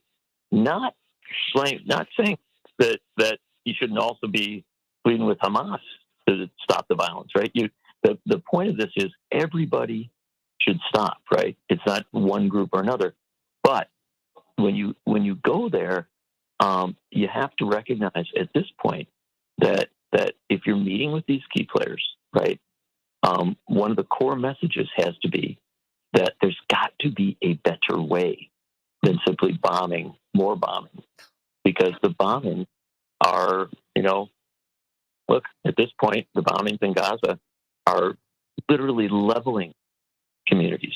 They're leaving men, women, and children dead at unbelievable numbers. It's another Nakba. You're wiping people out. You've asked them to leave. You're not going to let them come back. This is what happens with gentrification everywhere. You're not going to let them come back. You have gas fields just off of the coast of Gaza. Let's keep it real, okay? And so there's money to be made over there on that little coast. And so you want them out. It's just not right. I mean, and so I appreciate, because you go over there, and we've been there, and you go there and you see Muslims, Christians, and Jews getting together, getting along. That doesn't surprise me at all. But this is a political fight. In political fights, people throw their religious leanings out the window. Because this is about the money, this is about the land. The Queen of England, and now Prince Charles, now King Charles, the head of the Church of England. He is first the largest landowner on earth, everybody. And he's going to do everything he can to try and hold on to the land that he owns. Be clear on that. While his children are walking around smiling and telling you and just being lovely, clasping their hands, being lovely, they are the richest family on earth, worth tens of trillions of dollars. And there are even questions about how much of the United States they own, because they own Canada. If you're in the Commonwealth, they own the land. So, I want us to not mischaracterize. That's not what you're doing. But I want us just generally to characterize these fights correctly. This is a political fight. It's a political fight. This is about land. And this is about people being dispossessed of their land. If you are a landless people, you are a stateless people, and you do not exist. And that is not right. That is why Egypt said, no, don't bring them here. Not that they don't want to absorb their brothers and sisters. They're like, no. They're like, if I absorb you, they're not going to let you back. This is awful. Awful. And they need to be called out.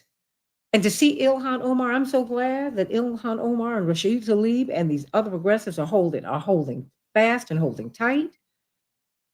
This is not right. And then the White House calls them disgraceful, repugnant. What?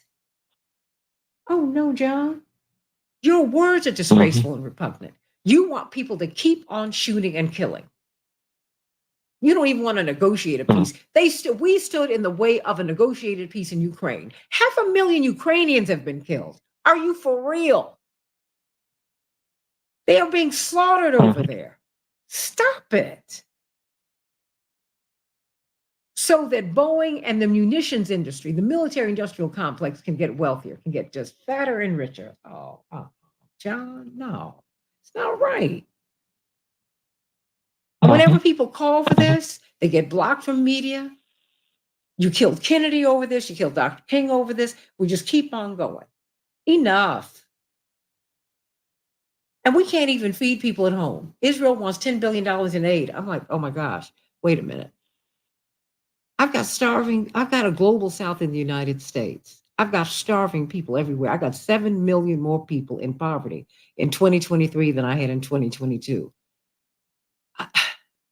I can't afford that. We can't afford this, John.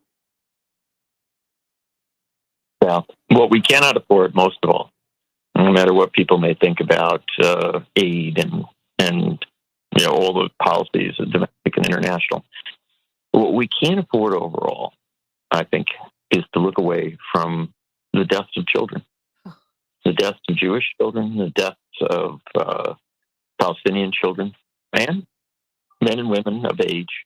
I mean, when you have so many deaths in a region that has had so much pain in its past, the goal has to be to stop killing, right? And to figure out ways to get there. And look, I will tell you this. There are people with different opinions about how best to get there, right? And who should be at the table and how to do it and what the ultimate solution might be. But if you begin with the concept that what we've done up to this point has not worked, right? It is. What'd you say? Start there? Yeah. Begin with the basic concept that something more, something better has to be done. And then you ask yourself, in any place in the world when people are killing one another and when there's a prospect that more people are going to be killed, right? What do we look for? We look for a ceasefire. A ceasefire is a way that you can at least stop the violence for a time and begin, hopefully, to open a place for negotiations. And there's a lot of people in Israel right now who are calling for a ceasefire or who are calling for some shift in Israeli policy because they desperately want to save the hostages, the people who were taken by Hamas into Gaza. And I think they wisely conclude that massive bombing, a ground assault, all of the expressions of war, right, are unlikely to save those hostages, right? And so you literally have Israelis saying, "Look, this is not the right way to go. This is not how we're going to resolve this situation." And they're not being paid attention to. It's like I'm trying to talk about them, and I think that Haaretz in Israel is paying attention. There are media outlets there. Just where we have to get it. I'm talking about the Netanyahu administration.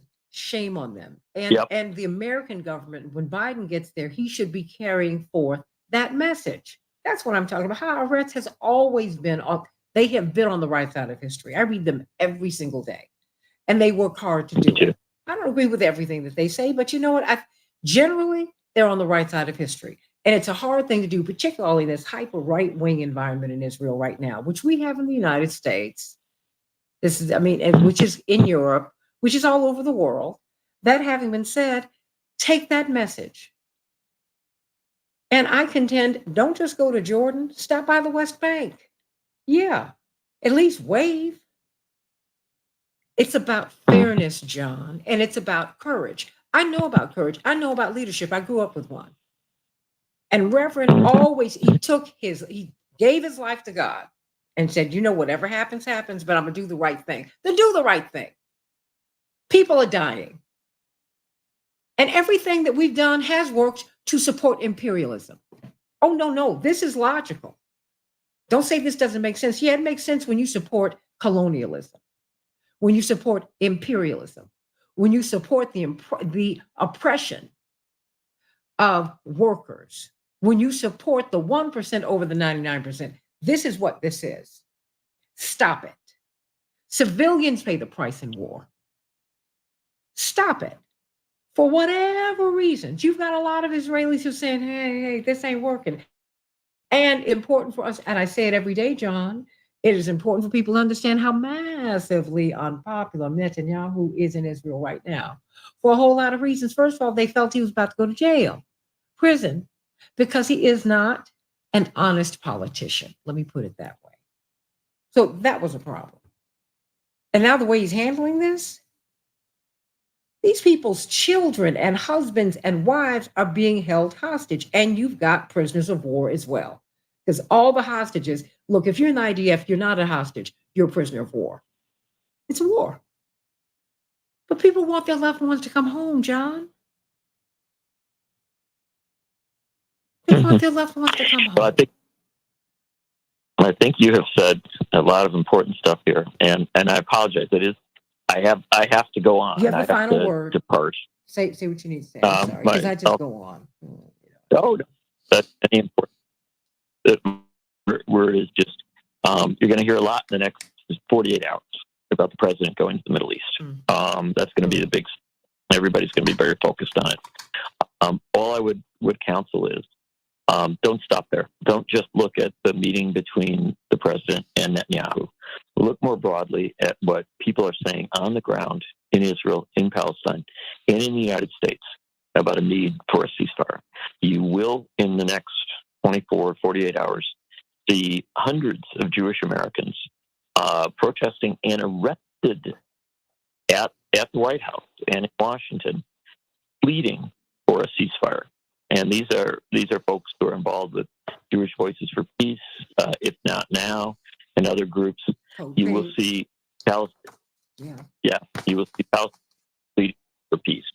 You will see Christians, Muslims, and Jews pleading for peace. They will not have the power of the President of the United States or the Prime Minister of Israel, but they need to be heard as well. Because, in my mind, those who are pleading for peace in this region are the ones who have the clearest vision, who have clarity. I'll just, I guess we close as we often do with the great religious text of all the Abrahamic religions, which do tell us, blessed are the peacemakers. Blessed are the peacemakers.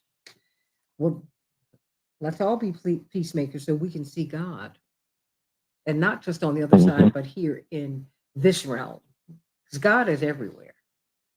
Now, we have to make a decision about who we're going to be. Remember, Burt Bacharach and Hal David said it so well. Two Jewish American writers, by the way. So brilliant. What the world needs now is love, sweet love. That's the only thing that there's just too little of. We don't need another mountain. There are mountains and hills enough to climb. We need love. That's not a suggestion. It's a commandment, everybody. That's the demand that God had. That's the one thing that God said, just do that. That's all I'm asking you to do. I didn't say you have to like each other, but love each other. And when you love each other, you're going to give people space. I love you, John, but I also like you. That's key. And sometimes those can go together. Yes, sometimes they go together. Blessings on, and blessings on everybody. All very best.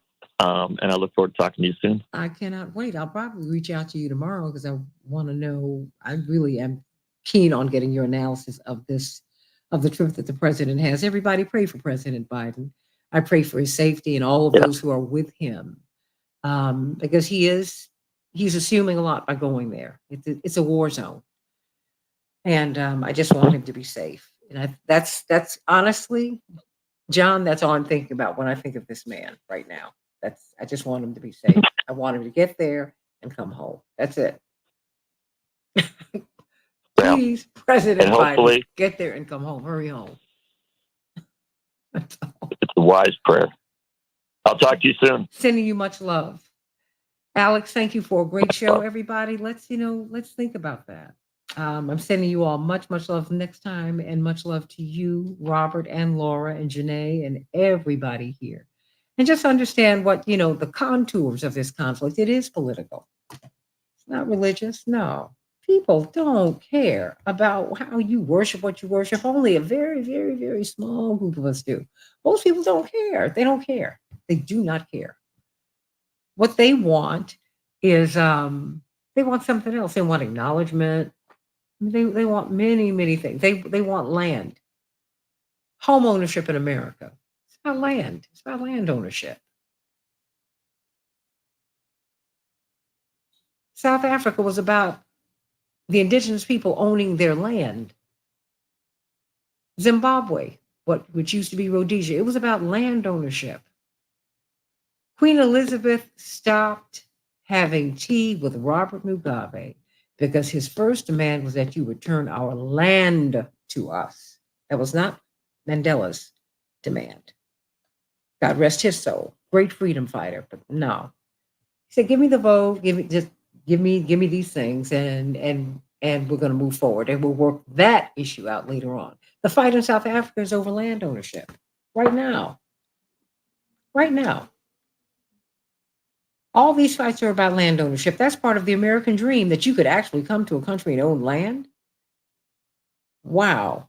That's something Black people in America could not even get to, because first of all, we came here as owned chattel. So, but whites came to America looking for land. They were like, whoa, you mean to tell me I can own this land? So whatever I find on top of the ground and beneath it belongs to me?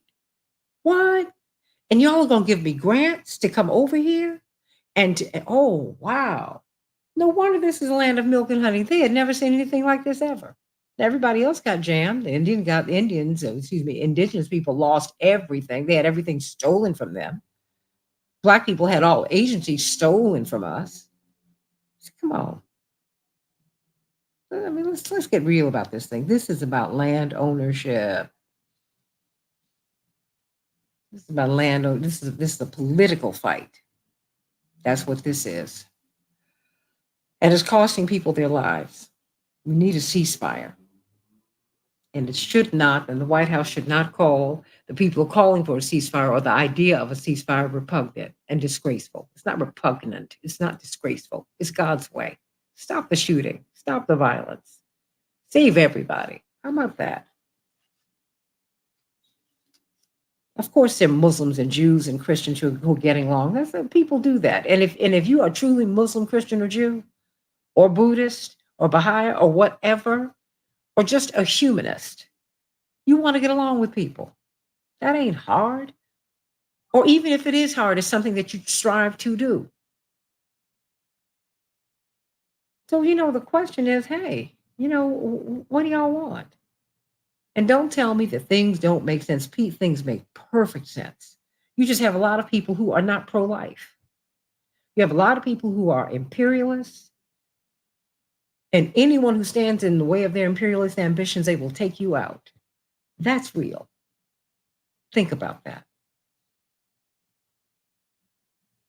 So let's just be prayerful. Pray for the president and all the people who he's taking with him. Pray that they get into the Middle East and out safely. And I hope that they make some sense and end this. And not the Palestinians, but end this. And let the Palestinians go home. Yeah, it's being leveled, then Israel should rebuild it. Because Hamas is already underground. You already told them that. And plus, y'all funded them anyway. George Soros wrote a big letter some years ago saying that Hamas and Israel need to work together. That Israel wanted to divide the Palestinian people by dividing their leadership. Well, they did that by funding Hamas.